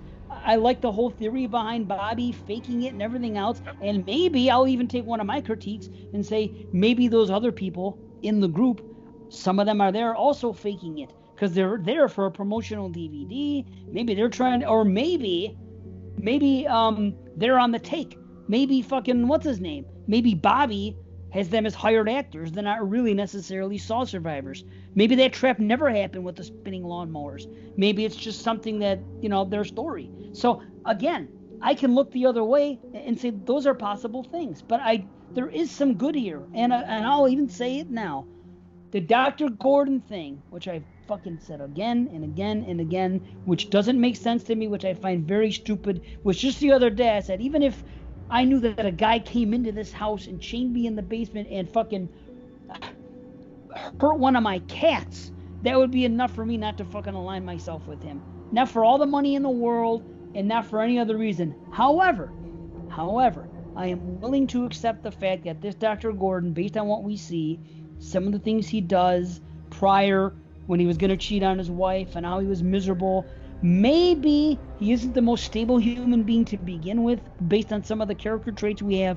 Just because I wouldn't hook up with Jigsaw doesn't mean that it's 100% out of the realm of possibilities that he would. So after all these years, I am finally going to say I'm going to let that slide and just try to enjoy the movie for what it is. But I cannot get past the fact that the racist being a reason to fucking murder 3 people and the thing at the beginning. I wish I could get past that, and I really can't get past Hoffman, his face being half fucking off, and 2 days later looking like he barely has it. Now, again, that's something that would happen in an Asylum movie. That's why I say this is like if Asylum made a Saw movie. That's what I mean when I say knockoff. I'm not necessarily saying everything about it is like a knockoff movie. I'm just saying it feels like the budget was much lower on this, and it seems and it was like rushed. The budget was much lower on this one, wasn't it? And you know what the problem is? The 3D, which when I went to the theaters to see it, I wanted to get my money back when I left, because I'll call a spade a spade. When I saw fucking My Bloody Valentine going into it, it was the best 2 experiences I've had in my entire life. Yeah. In fucking 3D at a theater. Avatar. They both rocked my fucking world. When I went to see Saw 3D, not only was I let down with the film, but I could only recall 3 instances in the whole film where I saw anything 3D at all. And I remember seeing this, and I can't believe this is the biggest ripoff of a 3D ever. And on top of it, I didn't enjoy the movie. So it's always been left a real bad taste in my mouth. It should never have been 3D. It's not a 3D movie. Even watch it. It's not. I mean, even the saw throwing at the end, which is the coolest 3D moment, is just, it doesn't need to be there. It actually looks better being thrown in slow motion and flying out there in the 2D version. But I agree with you. But, Hoffman, I'm glad you came around on that, because I always thought, here's a guy who's a philandering husband, somebody who's obsessed with his career. Oh, Gordon, you mean? Gordon, not really the greatest of what did I say, Hoffman again? Yeah. I always say Hoffman. Okay. I'm just clearing up for the list. Not the, not really, a great family man. So, and don't forget, he doesn't see what Zepp does. He knows that they were tied up and stuff, but he doesn't see the extent of what Zepp does. And also, Jigsaw's original plan, even though, he's not really much of you don't really learn much about him in part 1. Zepp was only supposed to kill the wife. Well, getting back to this, there's a couple things that Bobby chapter. You know what? They cut to the mortician. The mortician's in this movie more than he's in any other movie. I probably because of the old switcheroo. They show a body on the table. My daughter and I both assumed it was one of the neo-Nazi guys, but then they cut back to say to the thing. So who's that on the table there? It's like a burnt, dead body, all destroyed. I don't know where or from where it came from, but they do allude that it's part of a Jigsaw thing, but it's not anybody from the racist death. Well, I don't know. That like floppy guy, the guy that gets his arms ripped, he almost becomes like the severed head in Jason in The New Blood. That thing pops up all over the place. They use that thing over and over again. Well, that's the old switcheroo. Yeah. That's why he does the explosion at the scene, which is great. The explosion happens, all the cops run out, and Hoffman, hiding there in his lair behind the window, pulls behind the mirror, see for yourself, pulls that body out of the coroner's bag, and he goes into the coroner's bag, which is, I thought, is terrific. A great way to infiltrate the coroner's office, and especially since everybody's on the lookout for him, and then his murder spree. What body it is, it doesn't matter. I really like. I know Dave thinks like you're seeing all the shots. I really just feel like, and I haven't looked into this and tried to draw it all out for myself. I really feel like there's so much going on in this. I feel like the scope of the Jigsaw games are so widespread. The same way I feel about like the end of. Then they should have shown us more, but right. Then you need like 50 movies. In fact, I don't have to do that. That's what I'm saying. Why? You know what I mean? Wouldn't it have been better if they just left that out? Why put something in where the three of us have to fucking sit here and debate? And because the same thing with the reasons. Because she wanted to talk at the meeting. There were like 5-6 other people sitting around that meeting that we've never seen before. Then then let them all be bullshit. Then, like I said, maybe let the tweaker talk. Let the tweaker just talk and not even show the girl with the gnome and the. That's fine. That's poor decision. They made poor decisions in this movie. They could have just not done that, or give better reasons for the kills, the traps. Pardon me. And then the three of us wouldn't have to be here going around discussing it. That's the way. Have her talk. I don't hate that trap, though. That's also another one of those things where they're squeezing in a 3D moment, because that's clearly a 3D moment with the gnomes popping out and the way it's shot with the gears. Yeah, but it's a very 3D moment. One of the 3D What are you talking about? Gnomes. There are gnomes in the background. If you look around, there's like 1,000 gnomes. Gnomes of what? Garden gnomes. Wait, stop. I don't know what the fuck trap you're talking about. Flashback scene you're saying you don't like. The lawnmower. Oh, the fucking lawnmowers? Yeah. The woman against the man, and they're kicking at each other in the lawnmowers. They shouldn't have shown it. That should have been another trap. Fucking, they like the idea. They should have been something else, or maybe she could have described it. Well, they should have just talked like you just said it. Right. They had the tweaker guy there. Use him. Right. They had the pound of flesh girl. They had the tweaker. Use scenes that we've already seen. It's a cheap thing. No one's gonna get mad. It's to cash in on the 3Ds, to get another 3D scene in there. That's what it's for. They could have redone one of the scenes in Saw in Part 5 then, and had him stick his hand right out at the and done right. That. They missed one of the biggest opportunities they missed is Bobby is sitting in the bar, getting his harebrained idea of what he wants to do, and they show a survivor on the screen.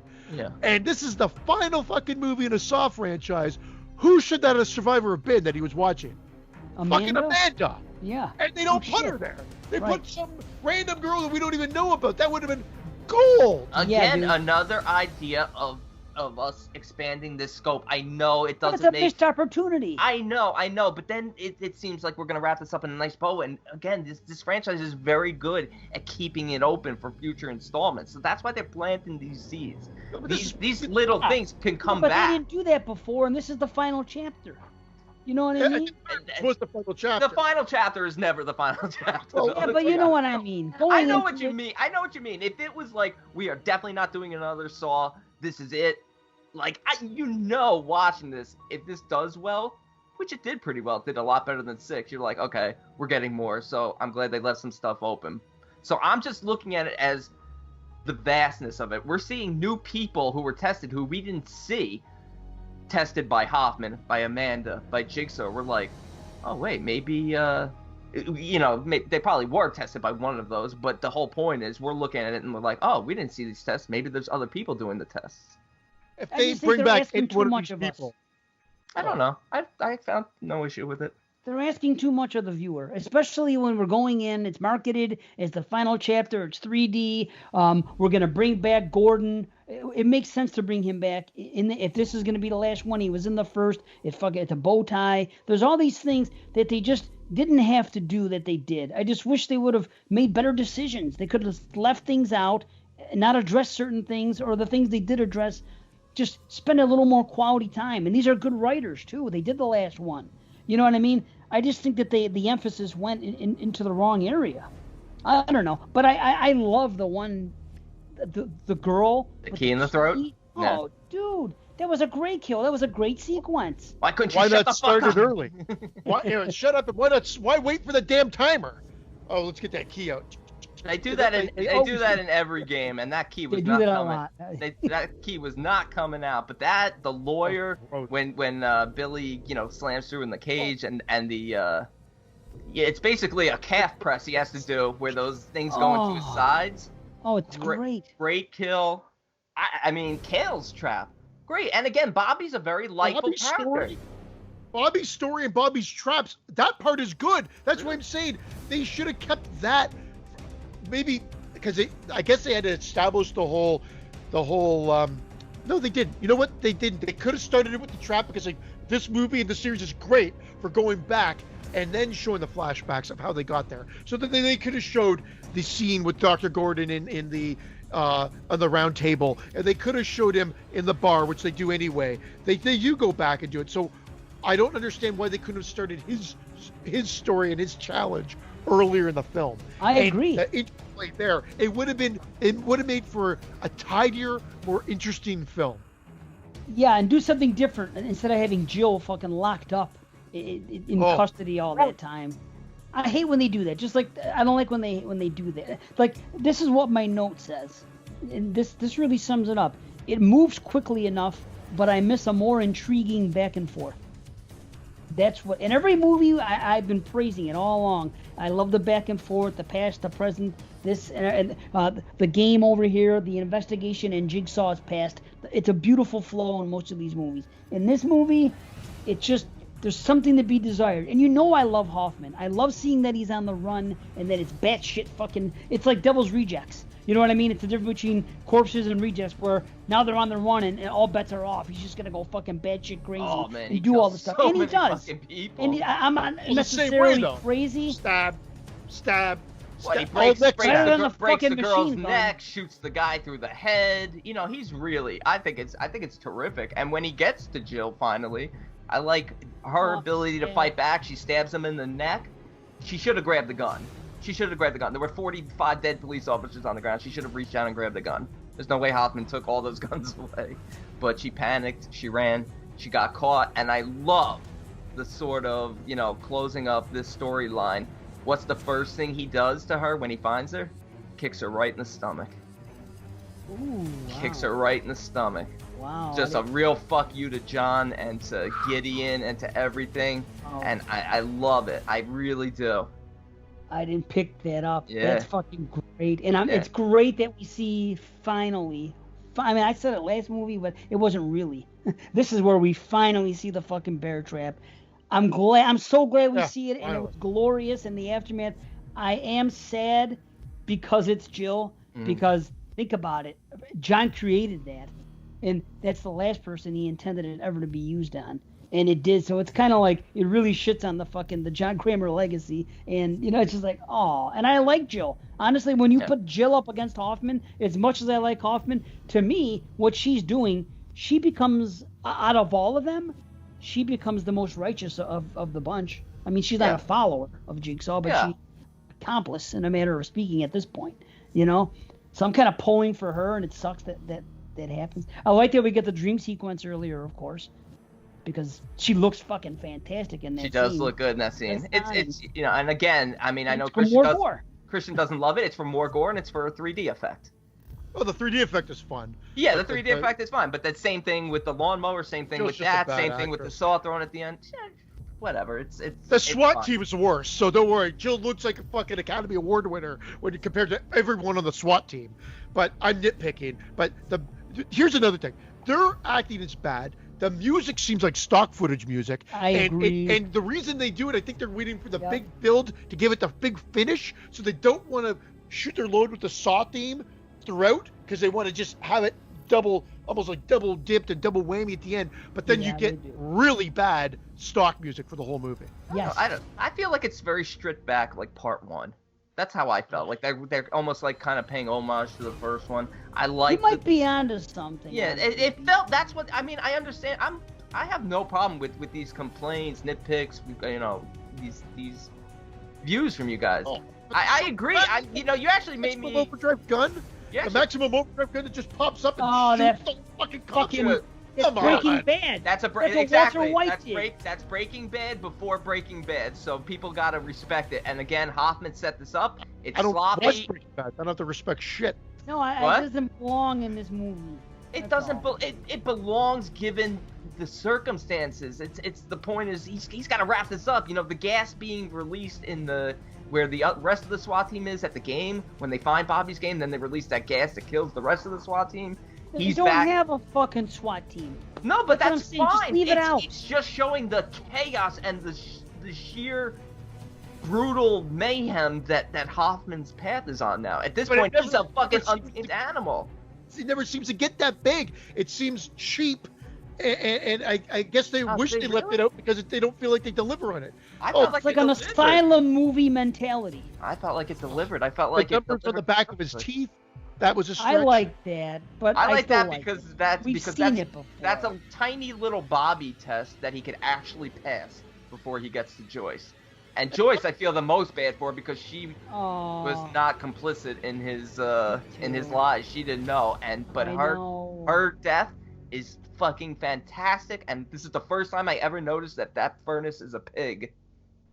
It's a pig furnace. Did you notice it's a pig? No. It's a Oh, fucking that's pig amazing. furnace. It's fantastic.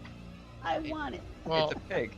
before we get there, how does the trap know that Bobby's hooking his nipples? Why didn't he just go, okay, trap, all right, and then just hook his fucking pant hoops and then start harnessing himself up? The trap doesn't know it's piercing flesh. True, It but doesn't that's know this whole anything. franchise. How does the tape know when to fucking start and half the things that we see? True. You know, it's Yeah. just that's one thing I can overlook just for convenience. But I know what you're saying. Just like, what was the one? Here's what bothered me. There was this one scene where they're looking at who the hell was it? Oh, when Bobby Dagan or whatever his name is escapes and they have it on camera. Remember they're doing an IA, they see surveillance of him, and then all of a sudden they say, "Oh yes, by the way, hold on, I wrote this down." They said, "Hold on." They said, "Let's to put on a show." No, hold on a minute. Sorry, what did they say? Damn it. I don't know. I'll come back to it. But they well, say maybe something I'll about help other you. people. Okay, go ahead. I'll say maybe it was Joyce saying, hey, Bobby, you mind stop having the 5-minute conversation with me? Hook those fucking hooks into your nipples, hoist yourself up and save me, because he takes forever. I think my daughter and I laughed. I think it has them talking, and then it cuts away. And then he comes back to him, and he's like trying to build up the confidence. Just hook save your goddamn wife. It's his fault. He wasted Right. so much goddamn time. Yeah, he That did. she got put into the pig furnace. You're right. It's true. Ridiculous if you look at the time that he wastes. I'm with you. Okay, here's what they say. His wife and handlers are also missing. So it's like this light bulb goes off right then and there that because Dagan and his wife and his handlers are all missing, now they're going to fucking see what's going on there. Wouldn't you already be concerned that his wife and handlers were already missing prior? Wouldn't that knowledge be enough for you to be already investigating? They did it backwards. You should have been investigating right along and then say, oh, they're tied into fucking Bobby Dagan here and he's a Jigsaw survivor. You know what I mean? Instead, oh, that's Bobby Dagan. He's been kidnapped. Oh, hey, wait a minute. You know what? By the way, his wife and handlers also happen to be missing. That was literally their words. His wife and handlers are also missing. That is so fucking generic, 12-year-old fucking story writing. But that's this movie. That again, Brandon, I know you like it, so I'm not trying to. But I agree, Dave. That's this movie. That's everything. Just seems to be very run of the mill. I said. My next note was, in fact, the whole movie lacks tension, as there's really no one to cheer for, except you guys were mentioning cheering for Hoffman. I go, it simply exists and it feels lifeless compared to the 6 movies that came before it. Comparatively, it That's just well said. lacks. It lacks that momentum. Yeah, It just there's sort no of excitement. sits there. Exactly. I'm That's how excited 3 through 6. 3, 4, 5, and 6. Like I said, every time I watch them, I have an excitement as I'm watching them. I don't have that here. I just don't. I want to. I would love to. I fucking just, like I said, I'm blowing the last 4. You know what I mean? Right before it, I wanted to go in and love this movie, and even getting over the fact that Dr. Gordon is what it is. And honestly, B has helped me to kind of reconcile a little bit about the first trap and about the racists. Okay, maybe I'm being too hard. It could have been much better, but I guess I could maybe overlook it because it's Hoffman, and it's also a distraction, and he's no Jigsaw. So that does kind of help. I still wish it would have been better, and that would even have to be part of the plot. and there would have been kick-ass Jigsaw kills, because then we would have loved it. But I'm willing to do that. I'm willing to say, okay, well, that helped a little. So I'm not taking a complete dump on it. But no, we're talking about the bad writing, but look at the traps are fantastic. And I don't know, I felt like there was tension because I really wanted to know how it was going to wrap up. I wanted to know if Bobby was going to do it or not. I really did. And I wanted to see if Jill was going to live or not. I mean, we're watching it now for, the 1000th time, so we know how it plays out. But, in the first time, I'm like, oh shit, how is this going to play out? How are they going to stop Hoffman? He's on a rampage. Is Jill going to be safe? What's going to happen? Why are they showing Dr. Gordon? Of course, I was already convinced he was the accomplice. I lived on the message boards in those days, those IMDb message boards. I hated it. And we used to, dissect the trailers every year when the trailer for the new Saw dropped. For like 6 years we did this. We would dissect the trailers and look. I remember. That's pretty cool. I used to read what you guys were writing. Yeah, and 100%. We just said to ourselves, this is how it's going to end. Any other way, people are going to be pissed. Here's what I don't get. It is still a fist pumping ending. Well, I agree with you. I like it. They saved that Saw music, so they gave you everything. And again, they build to that. So that's where a lot of my positives come in as well. I love that. The appearance of 3 pig masks, it might not excite you guys, got me rock hard. I was like, that's fucking awesome. It's Dr. Gordon, but even though, like I said, because we were, conspiracy theorists for, 5-6 years at this point, we knew it was. They threw in 2 extra pig masks to say, you know what, fuck you guys who knew it from the start. This is bigger than you even know. That's cool. I love it. I was like, that's great. No, and then the whole exchange, the tape of Jigsaw, of John of talking to him. There's one place that'll be, I didn't write down the exact words, but there's one place that will be of utmost, remembrance to you, or of utmost importance to you, Dr. Gordon. And that's where he takes Hoffman back to the original bathroom and the whole showdown. Oh, this is great. This isn't a game for Hoffman. He reaches for the saw. Not this time. He chucks it. Fucking chills. I'm giving myself goose pimples right now. Love this. Yes. I do bringing love it back that to part 1. Exactly. That is a great. Like, that's fan service. Like, we're going to bring you back to where this all started. Boom, he even gets to look at his Gordon Lightfoot. Yeah, his foot is still there. He does. Sorry, I had to give you credit. That was a good joke from a few episodes back. He had to look at his own damn foot still there, just sitting there. Rotted.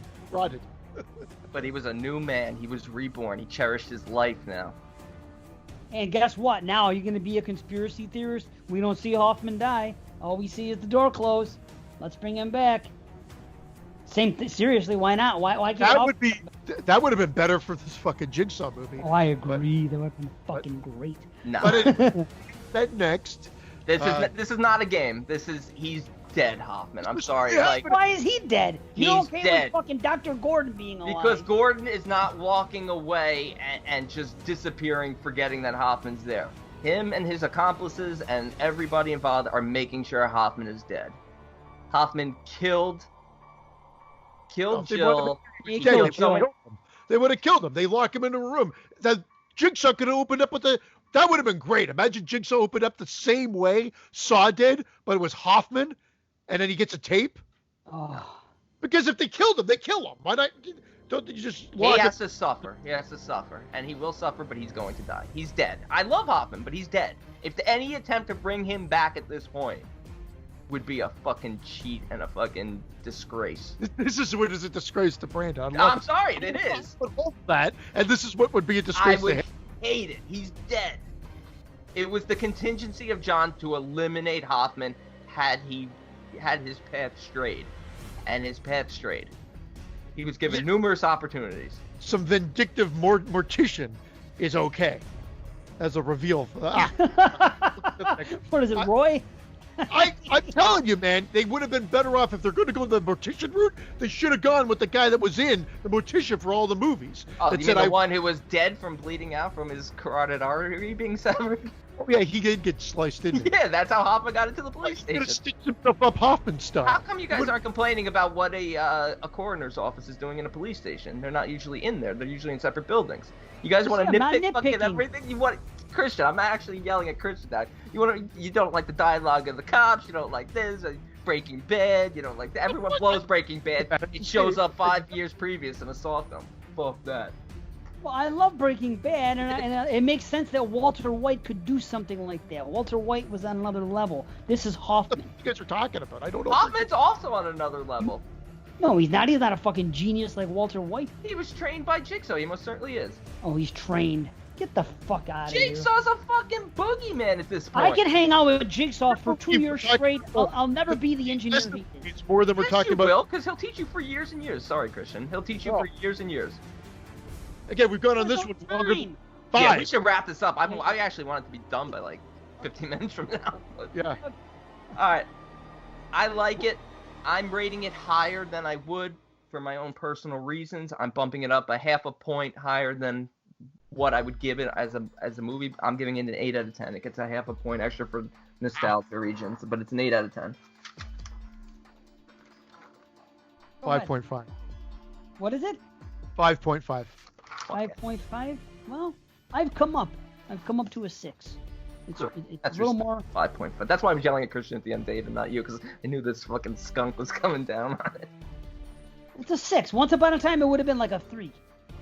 So, I'm actually surprised Dave's higher than me. I'm not, because you turned into a skunk. You turned into Hoffman at the end. Still alive. Still alive. How Yeah. could there have been another Survivor on TV when Bobby was watching it?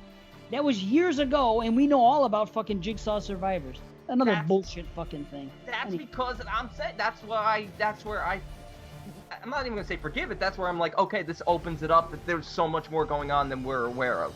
Beyond in part 5 with all the victims. I know, but again, these movies, like we talk about, they do retcon themselves and stuff, and this might have been one where you're like, okay, maybe I can't, let go of that, but at this point, they're just expanding the universe. I wish we could rewrite Saw 7 in our way, which makes more sense, with the same people in it right now. And we could make it a great movie. I'll tell you this. I'll agree with rewriting some of the dialogue. I wouldn't make if that first trap is Hoffman, which is I keep saying Hoffman is Gordon. Then okay, then we can rewrite that one to sound a little bit more, menacing and more detailed. I think the Nazi trap is fine being just simplistic and rushed because it's more of a guise to get the cops there, so Hoffman can infiltrate. Hey now. Infiltrate the police and the coroner and all that, and kind of tie up loose ends. But I do agree with you guys that some of the dialogue is, it's always been a little cheesy throughout the series, but it is maybe a little bit more so in here with some of the cops and stuff.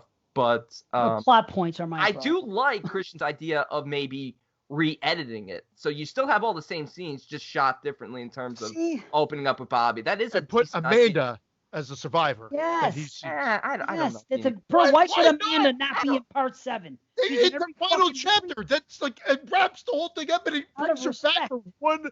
Exactly. Yes. Amanda wasn't that type of person. She was saved. She doesn't strike me as the type of she doesn't strike me as the type of person who would go on in front of a news camera and be like, "He saved me." She has no choice. I'm really interested in seeing what I think Dave doesn't like Jigsaw more. And I'll tell you, the only thing about Jigsaw, I'm going to the next movie because we got to get onto it. All right, I'll just read the description real quick. No, go ahead, talk about it while I'm just going to say, before you read it, the only problem I've got with it is the reveal. The rest of the movie, I think this looks like a real movie.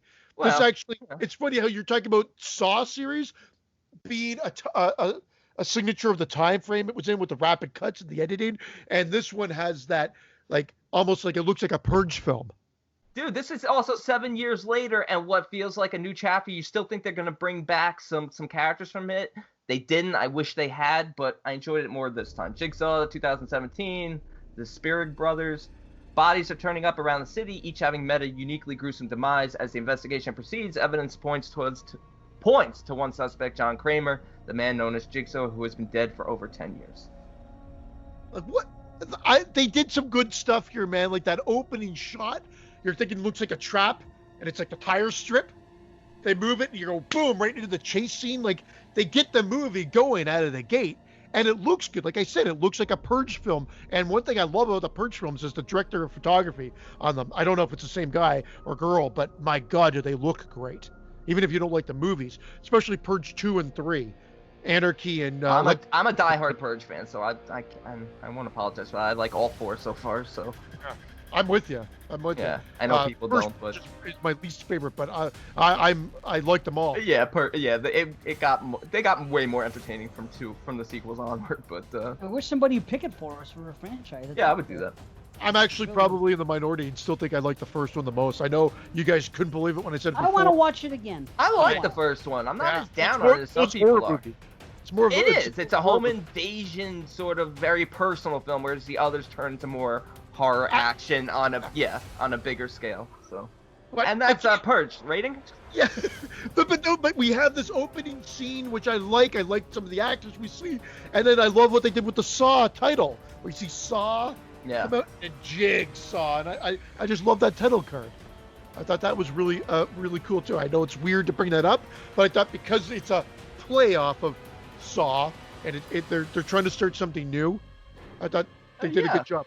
It's cool. And let me say this about the beginning of these movies, by the way. And I was going to mention it for the last one because that's when I noticed when it came up. But all these movies at the beginning, you have that on the Blu-ray or any whatever or on a DVD, of course. You have that Lionsgate thing come up. That's actually become like quite nostalgic for me. It's almost to the point of like watching the Friday the 13th and seeing the Paramount thing come up. Twisted Pictures is what you want to see. That too. Well, one of the guys that died like way. Cool.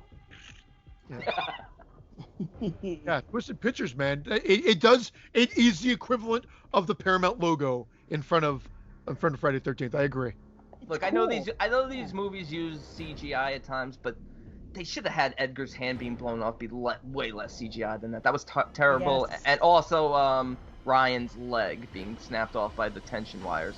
Those were the only 2 moments in there where I was like, that's cheesy. It's like the effects get worse and worse. Actually, I didn't mind the leg as much, but not as much. Edgar's hand was just like, oh, are you kidding? What the fuck was that? This movie is flawed though. There's some fucking flaws. There's some things that do. I found 3 major flaws that I even talked to Jason Smith, since he's another quote unquote fanboy like me, to try to come up with an explanation for him, and we couldn't. We literally couldn't. And why the two dead bodies are side by side? No. Although my daughter had that question. It's how John could have known about Mitch selling a defective bike, about Carly stealing $3.53. No fucking way. And how Ryan was involved in a car accident in high school 25 years ago or 30 years ago. Well, the monkey was the only one I thought. He said he was the neighbor. His cousin is the one that got hit with the bike. Yes. So that's fine. I'll let go of Mitch, and I didn't even bring up Anna, the mother, because he's a nosy neighbor, John. You see him kind of spying, and that makes sense. That makes sense that he can figure that one out. About the purse snatcher's choice of running or giving an inhaler to the woman, and that she took $3.53 is exactly my note there. Yeah. There's no conceivable way to know it. There needed to be, like Jason and I were talking about, and Jason's like, that's so fucking lazy, and I agreed with him, and he's like, they could have thrown in a character of her, a therapist, confessing to a therapist, and him having access to a tape or something, or notes, but it was just, there's no way. Let me get to Mitch. Everything about Mitch and his trap and what happens to him is wrong. Everything. And let me say it right now, and I would love to hear what you guys say. Number one, how did he know that he would survive? Because the tape, where he is at that point, there's only, it's so convenient that he presses that button right then and there, and it says, hello, Mitch. Okay, how did he know Mitch would survive? How did he know he admitted to selling the bike earlier? Because remember in the beginning when they're all going up before the needle thing and they get pulled up and he goes, everyone's done something. He goes, okay, he goes, I sold the bike to somebody that I shouldn't have. That was, you know what I mean? How did he know? Because the tape was made prior to that. So that's wrong. That's wrong. And how did he know he was going to be standing in that particular spot to get that fucking Jason 2 fucking loop and dragged up through that thing at that particular second? Everything about it is wrong. And there's another thing in trap-wise which is wrong. Things that never would have flown in the other Saw films. This movie is flawed. It's okay. It's just fine. But here's what this pisses me off. A lot of people when this movie came out, I listened to end of year podcasts. They basically said, oh, it was a pretty good Saw movie. It was just like the rest. If you're a Saw fan, you like it. I'm thinking, no. You know what this is? This movie to me is anytime somebody insulted a Saw movie or said this didn't make sense or that didn't make sense or this, it does make sense, as we've discussed through this whole fucking thing that we've done. There are no explanations for this, and therefore it's poor. How do you people not see those things? That's what bothered me, people liked it more than they should have. Because it's a slick, well-produced movie that feels like the budget came back to it. And really, it's funny, like, I had those nitpicks too, but I chalked it up as a sizeism. But you're right, we've explained them for the most part. That's why I love the franchise. And this one is flawed. But it's flawed. It's not piss poor. No, it's not. No, sir. It's not. And it's that's flawed. different. It's flawed. But it is well produced, and it is good looking, and that helps because at the end of the day, typically, you know, like you at least want that. From a visual standpoint, it looks great.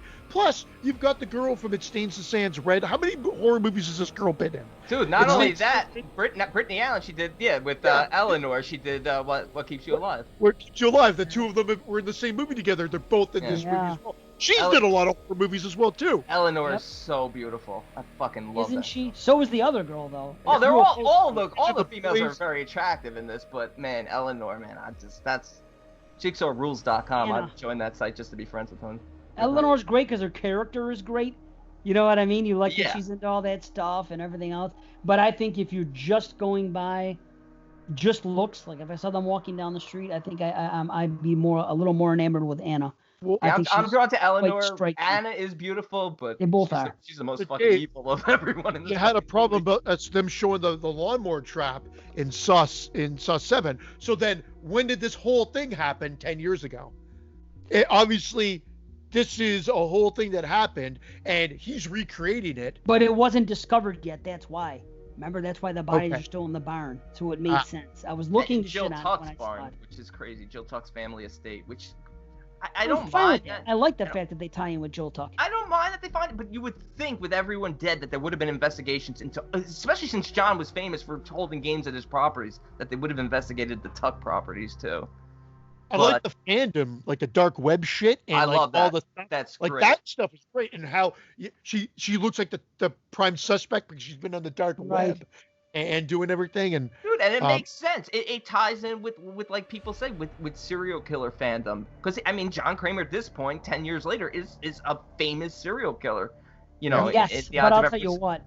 Go ahead, B. I'm sorry. I would say with the amount of blueprints we see throughout this film, I have no complaints with the idea that people would be able to obtain some of them and rebuild them.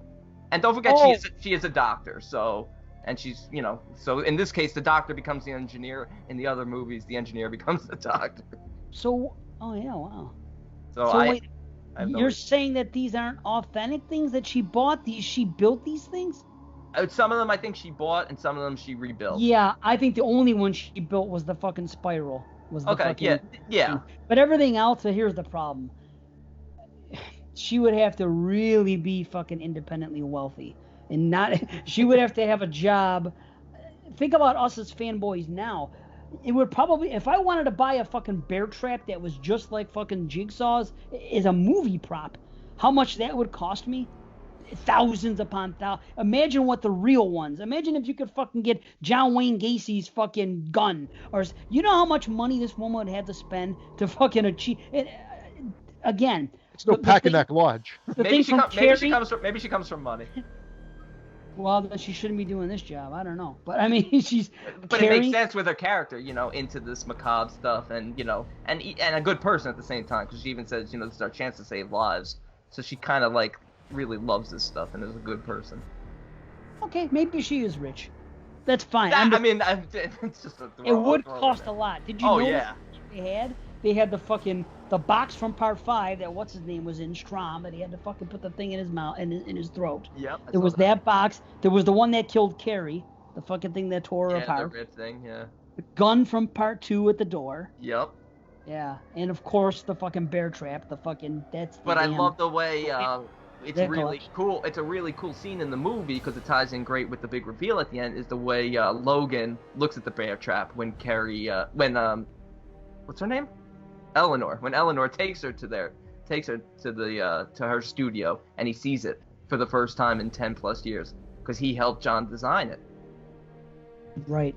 Yeah. Which is really cool. I really like that. I mean, granted, I was really expecting in this movie to see the two kids from the first trap in Part 7, and to maybe even see some people from Saw 2. I don't know why. Or reveal him as one of the pighead guys at the end of Saw. Imagine they re-show the scene with Gordon, and then he pulls off his mask, Come here, and Gordon. he's one of the guys. Come here, Gordon. Something to time, because this guy's a decent actor throughout the whole movie until he fucking tells the story at the end, and I'm like, what the hell did they do to overdub his voice? He sounds horrible. He starts talking in a menacing voice. Yeah, it does not work. But again, it's such a small portion of the movie. I'm willing to overlook it. I do like the recreation angle. I think it's kind of cool. Yeah. And you know what it says about this, about this franchise 15 years later, which is, I think is a cool commentary on the world and the messages behind these films. The fact that he puts only 3 people in the game because him and Halloran are going to be the final 2. The 3 people fail, and they look very similar to the first 3 victims who were killed in the original way. It shows that human nature really doesn't change. That it takes a special individual, which is why you see, the Hoffmans, the Amandas, the Gordons. It takes a special type of person to really cherish your life and change. They all make poor decisions. The fact that the new girl also injected the poison, it doesn't mean she was stabbed 3 times. She wasn't stabbed 3 times. They show her. She had 1 needle in her neck. She just made the wrong choice. Well, and the big thing here is how the hell is Jigsaw alive? And that's the big reveal, right? That we find out. So I thought that part was handled great because you are like, I'm turning to my daughter. My daughter's it's so distracting. What the fuck is going on here? Yes. But that is what. This is why they have the sloppiness of the 353 and all this shit. Yeah. Because they're so concerned about how can we pretty much bring him back from the dead. Yeah. Now, there's a couple of mistakes, like the guy being put into his grave. That's and terrible. It doesn't look like it's a freshly dug up grave. Like, they wouldn't have known. Get the fuck. It was 10 minutes later. I know. Or they go because they're thinking he's alive, and then they go to dig up his grave. Well, they would have looked dug up because it's that guy that was there like a day earlier has been put in his grave.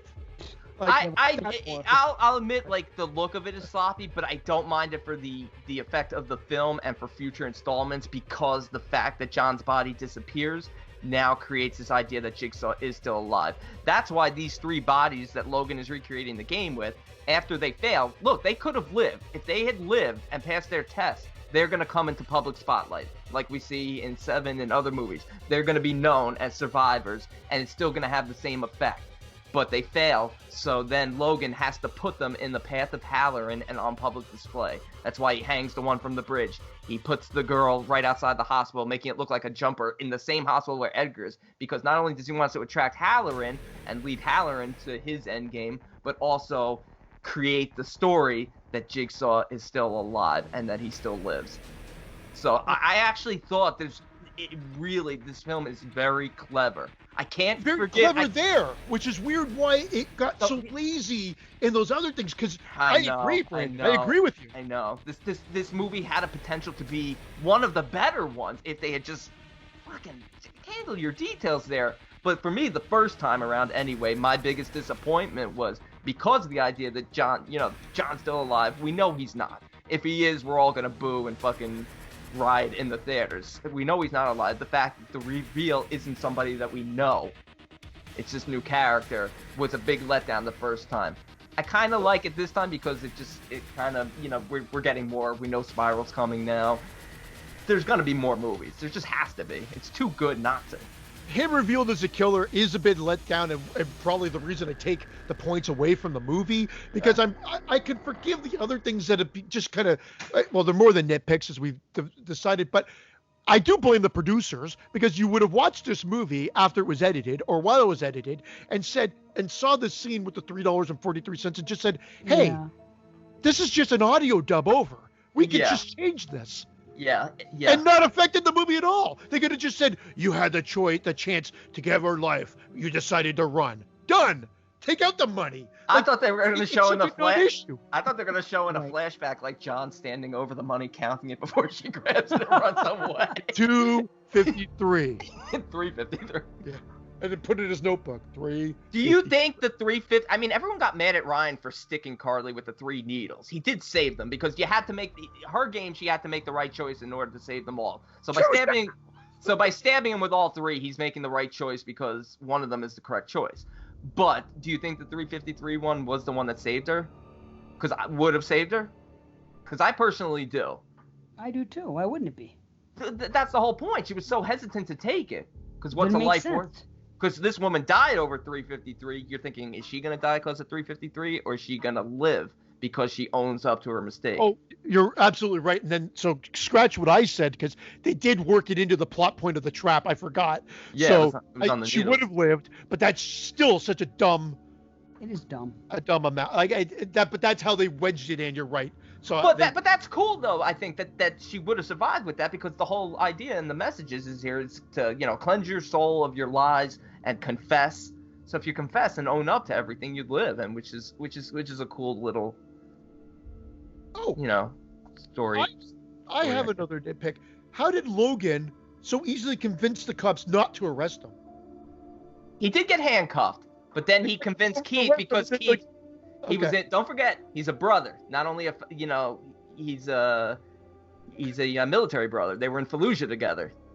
He was a combat medic. So and don't forget, Keith is in IA. He's undercover watching Halloran because Halloran's a scumbag to begin with. So yeah, it is kind of quick and rushed in that aspect. But the old switcheroo with the bullet is.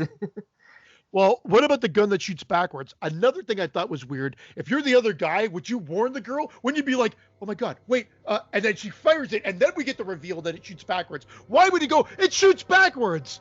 Like, why would he want to stop her from killing herself? Wait. The one that she's about to... I know the scene. Yeah. He said it then or he said it afterwards? He says it right when he goes, hey... It's backwards. He says it's backwards. Bang! And then he's yelling it at her. Oh, that's stupid. I think it's very quick. The realization is very quick, where it's like, oh, it's backwards. Where he just realizes at the last moment.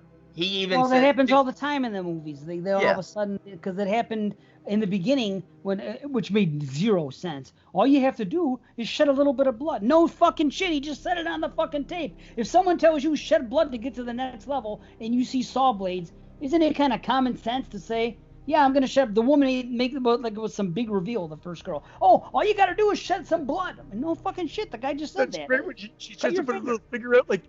Yeah, that's what I would have done. I like when she tries to warn Logan, and something's up right then and there. When it cuts to the next room and you don't see the first guy get killed, that's coming back later in the story. As a Saw person, on your 8th film in the opening, you're like, you're not gonna see this guy get beheaded or cut up by the blades. Something's up. But we do get what we get later, and it's fucking great. It's fantastic. And see, I kind of like that thing about the X-rays and everything else. It's something that ties into John Kramer. It's something that I like. It's a little thing in the reveal and everything else. And I forgot to mention in the final chapter, I do like that scene when he goes there with the backwards baseball cap and he goes to the book signing and he meets the guy and he John, says that shit to him. With an H, without an H, I don't care. Yeah. My daughter says, isn't he wouldn't you think he's a little weird of this old guy wearing his hat backwards? I loved it. My daughter pointed that out right away. Yeah, it was cool. I think they're trying to make him look younger by throwing his hat backwards. If they're gonna have him in more movies, they better make them soon. He's almost 80 now. Yeah, they can't do it anymore. Come on. They better get some voice. They better get some voice dialogue. They're gonna do like the Irishman stuff. I won't even watch that. And I'm not excited about this fucking spiral. After the last 2, I'm very excited. They keep making movies, and it just keeps hurting the fucking legacy of the franchise. I'm excited. Basically, what they're doing now is like the New Line era of fucking Friday the 13th. I don't know. I think it's much better. I'm enjoying it, though. I really You think that... Hold on. Let me say this. You think that Jigsaw and the final chapter are significantly better than Freddy and Jason in the remake? But you don't. Wait, what, the movies themselves? The New Line era of fucking Friday the 13th consists of, there's a couple movies. Yes, there's 9 and there's 10, but there's also There's the remake, and there's Freddy versus Jason. Okay, that's the new line. It still hurts the legacy of the franchise, in my opinion. It's the same thing with Jigsaw and with Saw 7. I think they're much better than the Friday films. You think that these two are much better than the remake? To me, Freddy yeah. versus Jason? Okay, I'm just asking. See, they're all kind of in the same ballpark. Jigsaw's on par with Freddy versus Jason, the remake, for me. Okay. It's on par. They both are with me. Okay, just making sure. Sadly, because you made it sound like it was a preposterous fucking idea. I'm like, well, wait a minute. Think about what I'm saying here. You know? No, but my enjoyment level, I don't know why. It's super high at this level, because I think Spiral has an opportunity, because it's called Spiral, to not only focus even further, progress the story, but focus on Billy coming into Jigsaw's childhood, what that means, and what the spirals on Billy means. Evidently John had a toy like Billy when he was little. Did it just have spirals on it? I don't think so, or else you're not going to make a movie called Spiral. They've got to have created some story with these spirals. They're everywhere. They're even in Jigsaw. They're in that trap, which I don't like that trap that she rebuilt. It doesn't make any sense to me. No, I'm not into it either. But I will say I like Billy. Billy with the red eyes. I love Billy with the red eyes. Yeah. It was great. Great transition from the cops to back to the group. I think it's the first time, and the eyes glow red. Yeah. Beautiful. Yeah. Looks great. Yeah. And also, But I agree with you on the fucking potato slicer thing. Yeah, I don't like that. Yeah, it looks like they're making onion rings. It's stupid. Yeah. But I do like. But the aftermath was good. You had like the aftermath. Oh, the aftermath was fantastic, and the fact that I think Jason brought this up in one of his videos, and I know people have talked about it. The fact that Anna's able to climb up and stop the trap for a little bit is a flaw in a good way, saying that this is early on Jigsaw, so still working out the kinks. Ah, okay, that's fair. I haven't watched some videos yet. I was gonna wait to finish this because I don't want to ape anything. That's how I told him last night, because he sent me some videos, because we were talking about these mistakes, and I watched some of them, and I said if I'm saying a lot of the things you said, it's because it's fresh in my mind and it's good points, and I thought that was a very good point. I'm editing that out, so this sounds like it's just us talking. The bar does look very simple. It doesn't look as elaborate, the traps. It's still fun and engaging. And these characters, I actually enjoy these characters as much as you dislike them. I still enjoy them. But it looks very stripped back. The look of Billy can be confusing. At some point, you're like, oh, that's really cool. But then when you watch it back again, like a second, third, fourth time, you see it's like when he comes out in the tricycle, it doesn't look as polished yet. But they do enough to kind of mask it so that you don't really know. Is this 10 years ago? Is this new? You don't know the first time you watch it. Like, what the hell is going on? Yeah, you don't know. Yeah. I dig it, but I still miss the feeling I get with 2 to 6. I miss the flashbacks. I miss the Amanda Hoffman Jigsaw, and then later with Jill. I miss the feel I get when I watch those movies. Have a certain feel when I'm watching them, and I don't think there's anything that can ever reproduce that. Yeah. Definitely not this, and sadly not the final chapter or 3D, whatever. They just don't have that feel, and it can never be. You know what I'm saying? Like 3 through 6, they may as well be like Friday 1 through 4 for me. I'm not saying they're as great, but I'm saying they have a certain feel, and anything that's not those two, I don't know. They're not. I'm not as close to them. You like how they keep calling him Buckethead? Yeah, that's great. Right. There's no question this has a different feel to it, but I think that kind of works in its favor. I mean, a lot of it is like the negative is what we've discussed, and I think literally his boring retelling of the story at the end. I kind of liked it. I was engaged in it, especially this time. The first, the laser cut when Halloran, he turns into some sort of Lovecraftian monster when he snaps open. Great. That's awesome. It's like that thing from The Thing. I thought it was on purpose, supposed to look like the flower thing from the dog. You're probably right. Yeah, probably a shout out. Yeah. I like that, Christian. I think you're probably right. Yeah. It's cool. It was a good reveal. I was fine, honestly. You know what would have been an even cooler reveal? If at the end, instead of the classic Saw music, they had Guns N' Roses player, and the reveal was that Buckethead was the real Buckethead killer. Yeah. Not in the band anymore. I know, but I don't know what band he plays in now. He's Buckethead. He was Buckethead before he did the G&R stint. He's just a great guitarist on his own. I know, but I know Buckethead from Guns N' Roses. I know, Buckethead. What do you think? Come on now.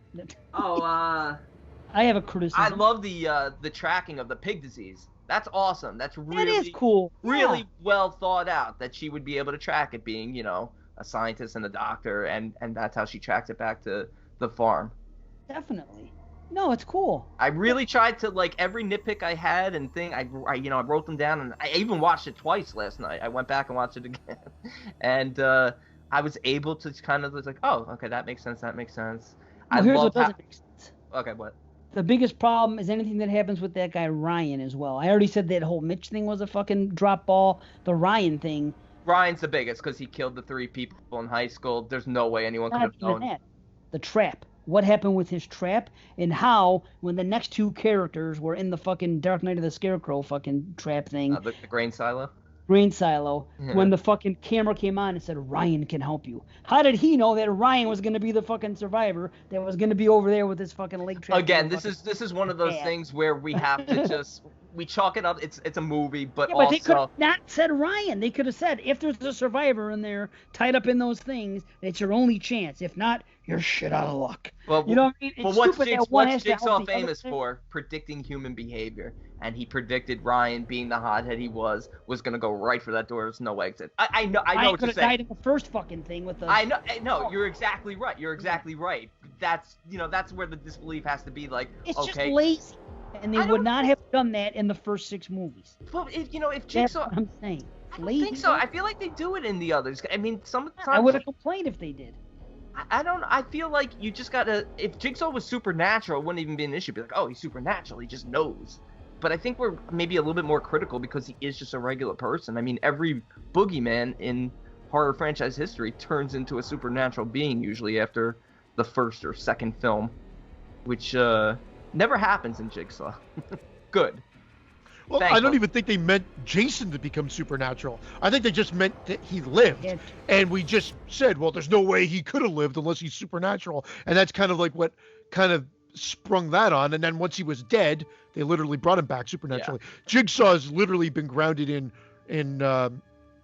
pretty much in reality. Which I respect, which even makes me like maybe again, like you said, fanboyism makes me respect it a little bit more because they never try to find a cheap way out. There are mistakes, but they're there, and they do a really fantastic job in 8 films of being as close to competent with the storyline as possible. There are nitpicks here and there, and I do agree with you, especially for an early game. Look, that's another thing. We don't know when this game is taking place, so we could just think this is a newer game. And at this point, Jigsaw is a well-oiled machine, or whoever his apprentice is running this game is a well-oiled machine, and they can predict human behavior like nobody's being. But this being the first game, it should have been a little bit more sloppier the way it was set up. It was set up sloppy, but it should have been a little bit more sloppier in the way it played out, because these guys did exactly what John thought they were going to do. He knew Mitch was going to grab the tape and just, take a step and hit play. He knew Ryan was going to try to break into the door when, you're right, he could have died in the first one. But I like that this is sort of the birth of, like, the Jigsaw we get for the franchise, because he put Logan in that trap for the sake of revenge, because he was pissed. And that's why he saves him at the last minute.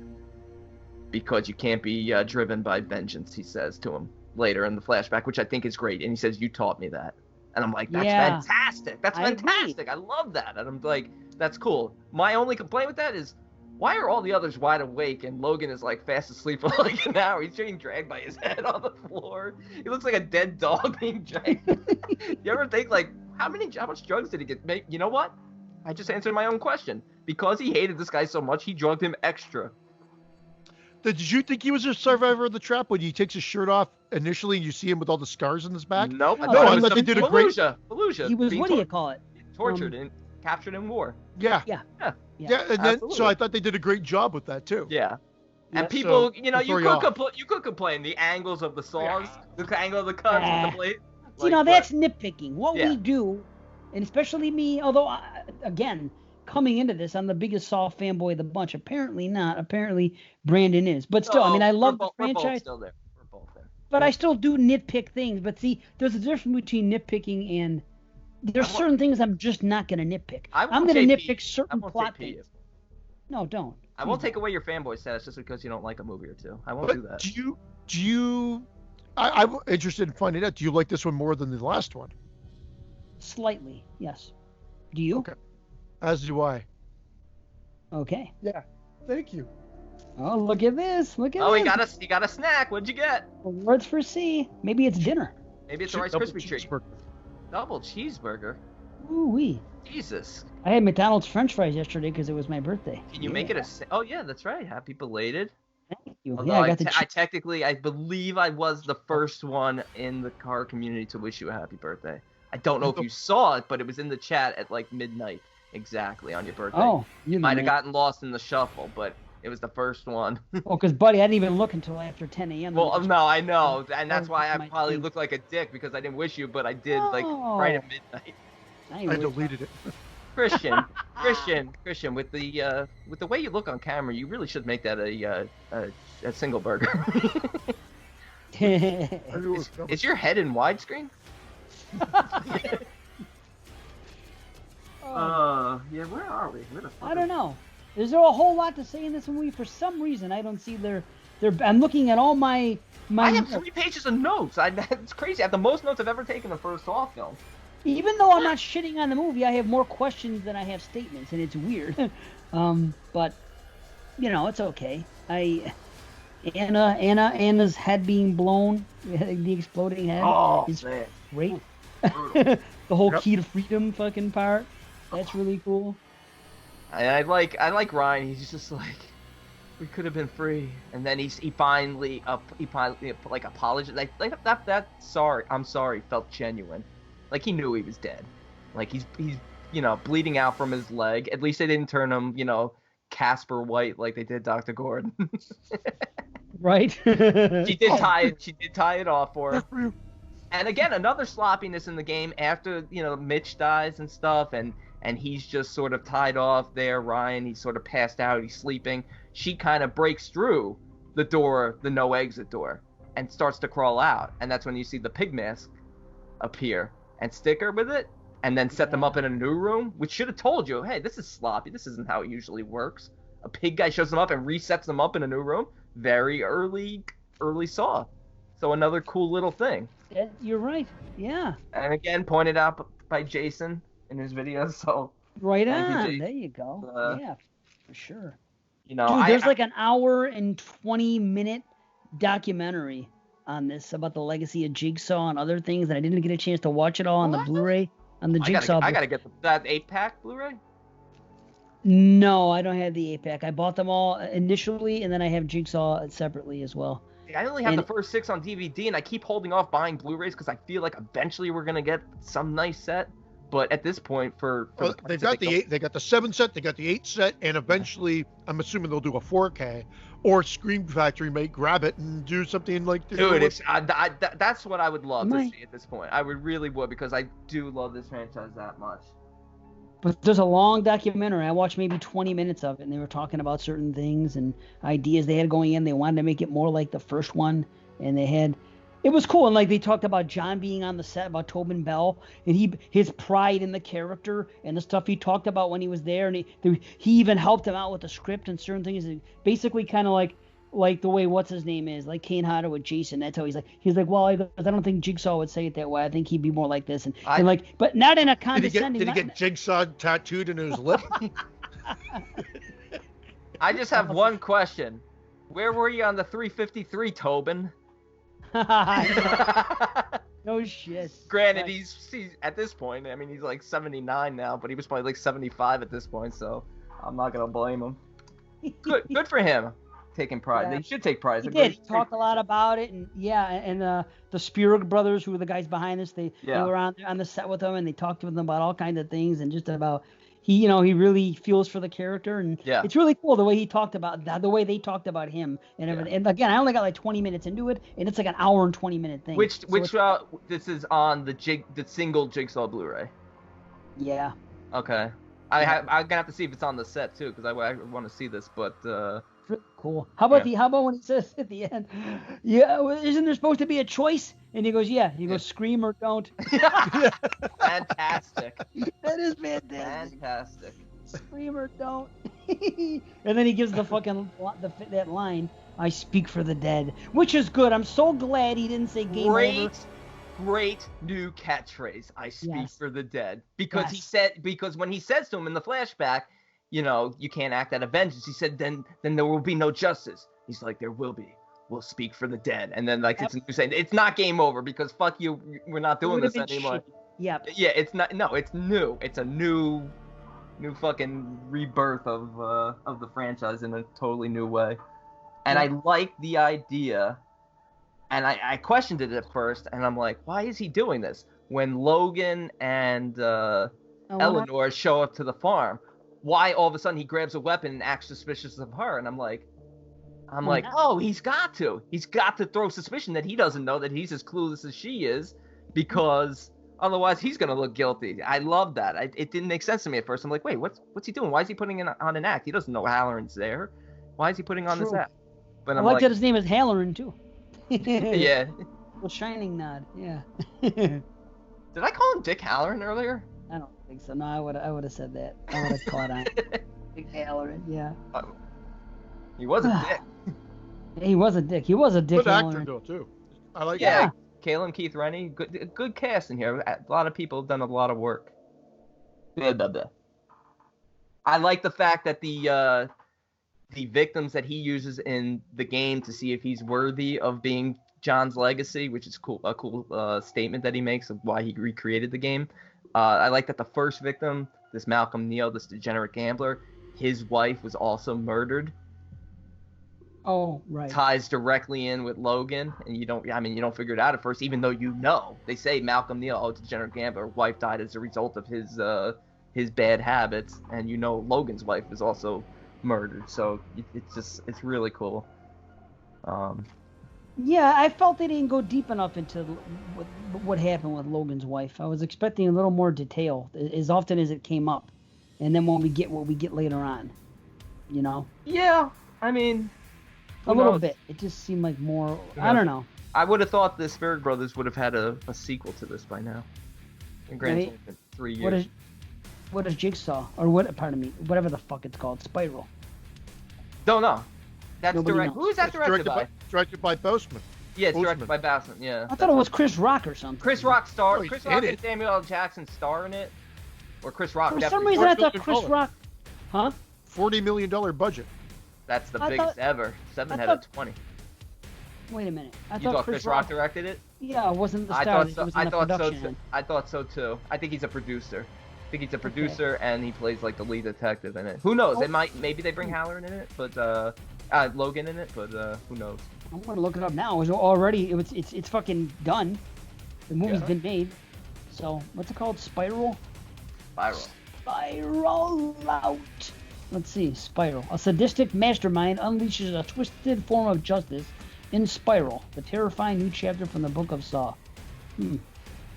So let's see. David Morgan Jones, Ali Johnson, Dan Petrojanovic, something, Samuel Oh, you're right. They're both. Chris Rock is in there. Detective Zeke Banks. Zeke. Yep. Not any character from any other movie that I can tell by the. But I feel like with Saw, they have to keep that stuff under wraps. With these, they should anyway. If you were to scroll down and see like fucking Donnie Wahlberg at the bottom, you'd be like, "Oh, Matthews is alive. They rebuilt his head." But Tobin Bell's not even in this. Yeah, that's sad. Taco Bell is though. But then again, he looks too old now. Taco Bell. Yo quiero Tobin Bell. That's for you, JP. Oh, shit. I forgot. The girl that won. Remember, I said that one girl won Scream Queen. It was that show, and she. The Pound of Flesh. She ended up. Yeah, she ended up being in 3 movies. She was the Pound of Flesh was in 5, right? And then 6 she was interviewed. Oh no, Flesh was 6. And there was all 6. 6 then she 7. came back. Yeah, 6 and 7. Back. Well, they had a second season of that show, and the girl that won that show is the one of the racists. The girl. Well, there was only one girl that was in that crew. Remember, she got fucking run over. Yeah. Her head fucking. That's awesome. That thing was spinning. Yeah, that was a good kill. She was a better actor. She didn't oversell it. She just started screaming when the tire started spinning. Yeah, she kind of got the shaft though, as far as fucking being on camera. You know, the other girl got a lot more time. I feel like her death was probably the quickest though. I'd want to be her in that trap. As crazy as that sounds. Yeah. Actually, I want to be Chester, and I'd fucking rip my back off and pull the lever. But Chester the molester. For fucking what do you call it? What's your holiday called? See. Statutory Christmas? Yeah, the statutory. I got Statutory Christmas. Where Santa comes down and molests the children every year. statutory holidays in Ontario. That's amazing. Statutory. Like STAT. What else did you say earlier? You said something really funny. Oh, when he sodomized this woman. It is. It's spelled the exact. It's like statutory rape, statutory holiday. Yep. I know it is, right? You can't pass over the fact that you said he sodomized his wound, Dr. Gordon. I believe that would make it much worse. Oh, wound. Or maybe his wound sodomized somebody else because it's a stump, you know? He was trying to get it in there. Fuck me. Okay. Gonna get back to that again. Stump fucking. Stump fucking, like that song Tub Thumping? Stump fucking? Oh no, I gotta just round this up because I gotta get the fuck out of here. Yeah, let's go. I really have nothing else to say except that, I mean, those major quibbles with him having knowledge of these people's backgrounds with very specific details. Just insert a few things. You know, you can't have access to. Yeah, it stumped me. He said insert a few things. I said a stump. Yeah, it sodomized me. Insert something. Uh-oh. Is Dave there? I don't know. He's frozen in a fucking. Oh, he's back. He's back. Back. We don't even give him a second. The minute he freezes, we freak out. Yeah. You were frozen for like 0.1 of a second. I can always hear you guys when I freeze. And then I come back and then you guys freeze for 3 seconds and then we're good. It's always the same. One day we're going to get lucky and Christian's going to freeze for 2.5 hours. Aww. I fucking hate your beloved series. 2 out of 10. No, I'm just joking. I give this a 6.5 out of 10. Whoa! So do I. 6.5. I'm going to sound like such a fanboy. 7.5. That's still your lowest rated, isn't it? It is my lowest rated. God. Wow. I know. Look, did I yell at you guys and say no, you're wrong? I saw. Kind of. This time. No, what are you talking about? I didn't yell at any of you. I saw your critiques. I tried to answer them the best I could.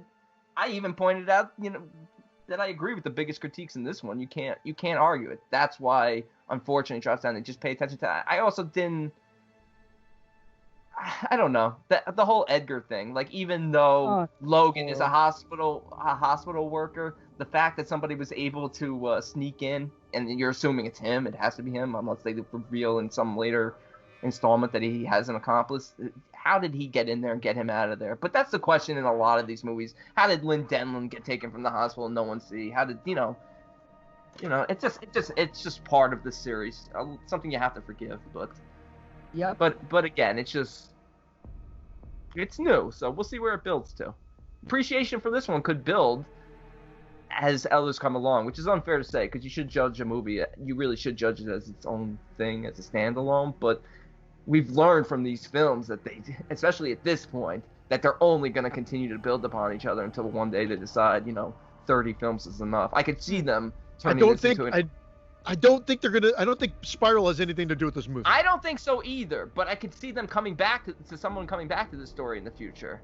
I could see Spiral being a standalone, completely separate from it, almost like a 10 Cloverfield Lane. Yeah. All right. Well, what do you say? What do we say? We rank them quick and then say goodbye. I'm down. Okay. All right. I can tell you mine quick. Here you go. 3, 1, 6, 5, 4, 2, Jigsaw, 7. 5 and 4 could be flipped any day though. They're real close. All right, I'll go. Okay. Again, yeah, like you said, like all our ratings. I mean, at least for me, all my ratings are so close. On strictly like enjoyment value, 1, 6, 3, 4, 2, 7, 5 Jigsaw. Okay, and although I did rate 6 a half point higher than 1, that was an error. I think I should have just had 1 at 9.5 with both of you guys. I think I made an error on 3 and put that at 9 instead of 9.5, which should be on par with 1 and 6 for me. Just saying that, like they should, like 1, 3, and 6 are all the same to me. And honestly, I take 4 over 5. I'm retracting. I said it can go either way, but it's really close. And I did 1, 6, 4, 3, 5, 2, Jigsaw, and then 7. The end. Yeah, we had the same bottom 2. That's for sure. 6. What about 5? He said 5. Well, I'm just kidding. Yeah. What were your bottom 3 and 5? I rated the exact same. I give the edge to 3. But I really do like 5 because you make it sound like I shit on 3, but it was just that. It is so much longer than the others now. Looking back, it really is. It's like an hour and 50 minutes. These others are like 84 minutes in running time. But it's great. What was your bottom 2, B? 5 and Jigsaw. 5 and Jigsaw. So everybody had Jigsaw in their bottom 2. That's for sure. Yeah. Either way. Again, 5. Like I said, 5, 7, 2, 2, 7, 5. 2, 7, 5 Jigsaws. I went 2, 7, 5 are all 8s. So it's like you could reverse those, but I went by like, okay, if I had to rewatch them right now, which one? And that's what I just said. If I had to rewatch them, I'd switch it back. It's 1, 6, 4, 5, 3 to Jigsaw 7 because I will watch 4 and 5 over 3. I just know I will. What about 353? What about Spiral? I'm going Spiral out. Spiral out of control. We just made that totally confusing for everybody out there, but that's fine. That's fine. This is my official. 3. Here's my official. 3, 1, 6, 4, 5, 2, Jigsaw, and 7. You know what my official 3D. is? Wait, how stupid! It's 313. Everybody from the 313, put your motherfucking hands up and follow me. I'm leaving. Holy fuck. But I think we did a really good job on this franchise. Probably the most in-depth that's been done. All these shows we thought were going to be shorter than they were. Good damn thing that Christian had the idea to split them up, and they still ended up being the length of some regular shows. So we really got pretty in-depth on these movies, and I'm glad we did. And I hope that, more people can enjoy the franchise as much as we do. My favorite franchise. There you go. Right. It's in my top 5 for sure. It's probably like 3 now. Yeah. It's up there. Just, Love them. Definitely consistent for sure. Yeah, it really is. It really is. So next show. Actually, my top 4. I'll have to re-rank them. Like, it is Friday, then Texas, and then it's Saw or Halloween. I'll have to about it. It's Texas and Friday now. Nah, he changed back. Remember? Where does Critters fall? Up your ass. Maybe we'll watch that this franchise. Yeah, I sodomized myself with a critter. On a statutory holiday. Awesome. So, next show is 116. We are going to be discussing the Hannibal Lecter trilogy. Christine Strau selected that for us, and we're really happy. And yes, it's all the Hannibal Lecters with Anthony Hopkins. Sorry we're not doing Manhunter, but we wanted to go the Hopkins route. So Silence of the Lambs, Hannibal, and Red Dragon. My favorite horror movie. Woohoo! Silence of the Lambs. More blows for I've already watched it. This guy watches shows 6 months in advance. He's already recorded his top 20. Yeah. Oh, it's funny. Check it out. Think about this. We just had Blowjob Fest, more for Brandon than everybody, but all of us this last. Next show is a Blowjob Fest for Brandon because it's Hannibal. The show after that is a Blowjob Fest for me because Midsommar and Suspiria 2018. Oh my God! And also Apostle. And then the show after that is the Prom Night franchise. Oh my God! So Christian's gonna be blowjobbing. So I go Blowfest, Snorfest, Snorfest. Blowfish. Hootie and the blowjob. Hootie and the blowjob. Christian, we gotta get Christian to come to the States, and we could take him to New York to see the Statutory of Liberty. I've been to New York many a time. How come I you can't never get there call me? now unless I How come you fly. never call me? I called you many a time. Did you? For real? Yeah, remember Why is I've it so gone to high-pitched? Jersey. I've gone to Jersey Oh, 3 yeah, times. There was One time I time you remember. couldn't go out, and Dave, we couldn't get the times to mesh when I'm in that area either. One time it will happen. I want to It'll meet you now. I want to definitely- see how big that gap is between your teeth in person. It will be gone soon, and until then, we love you long time.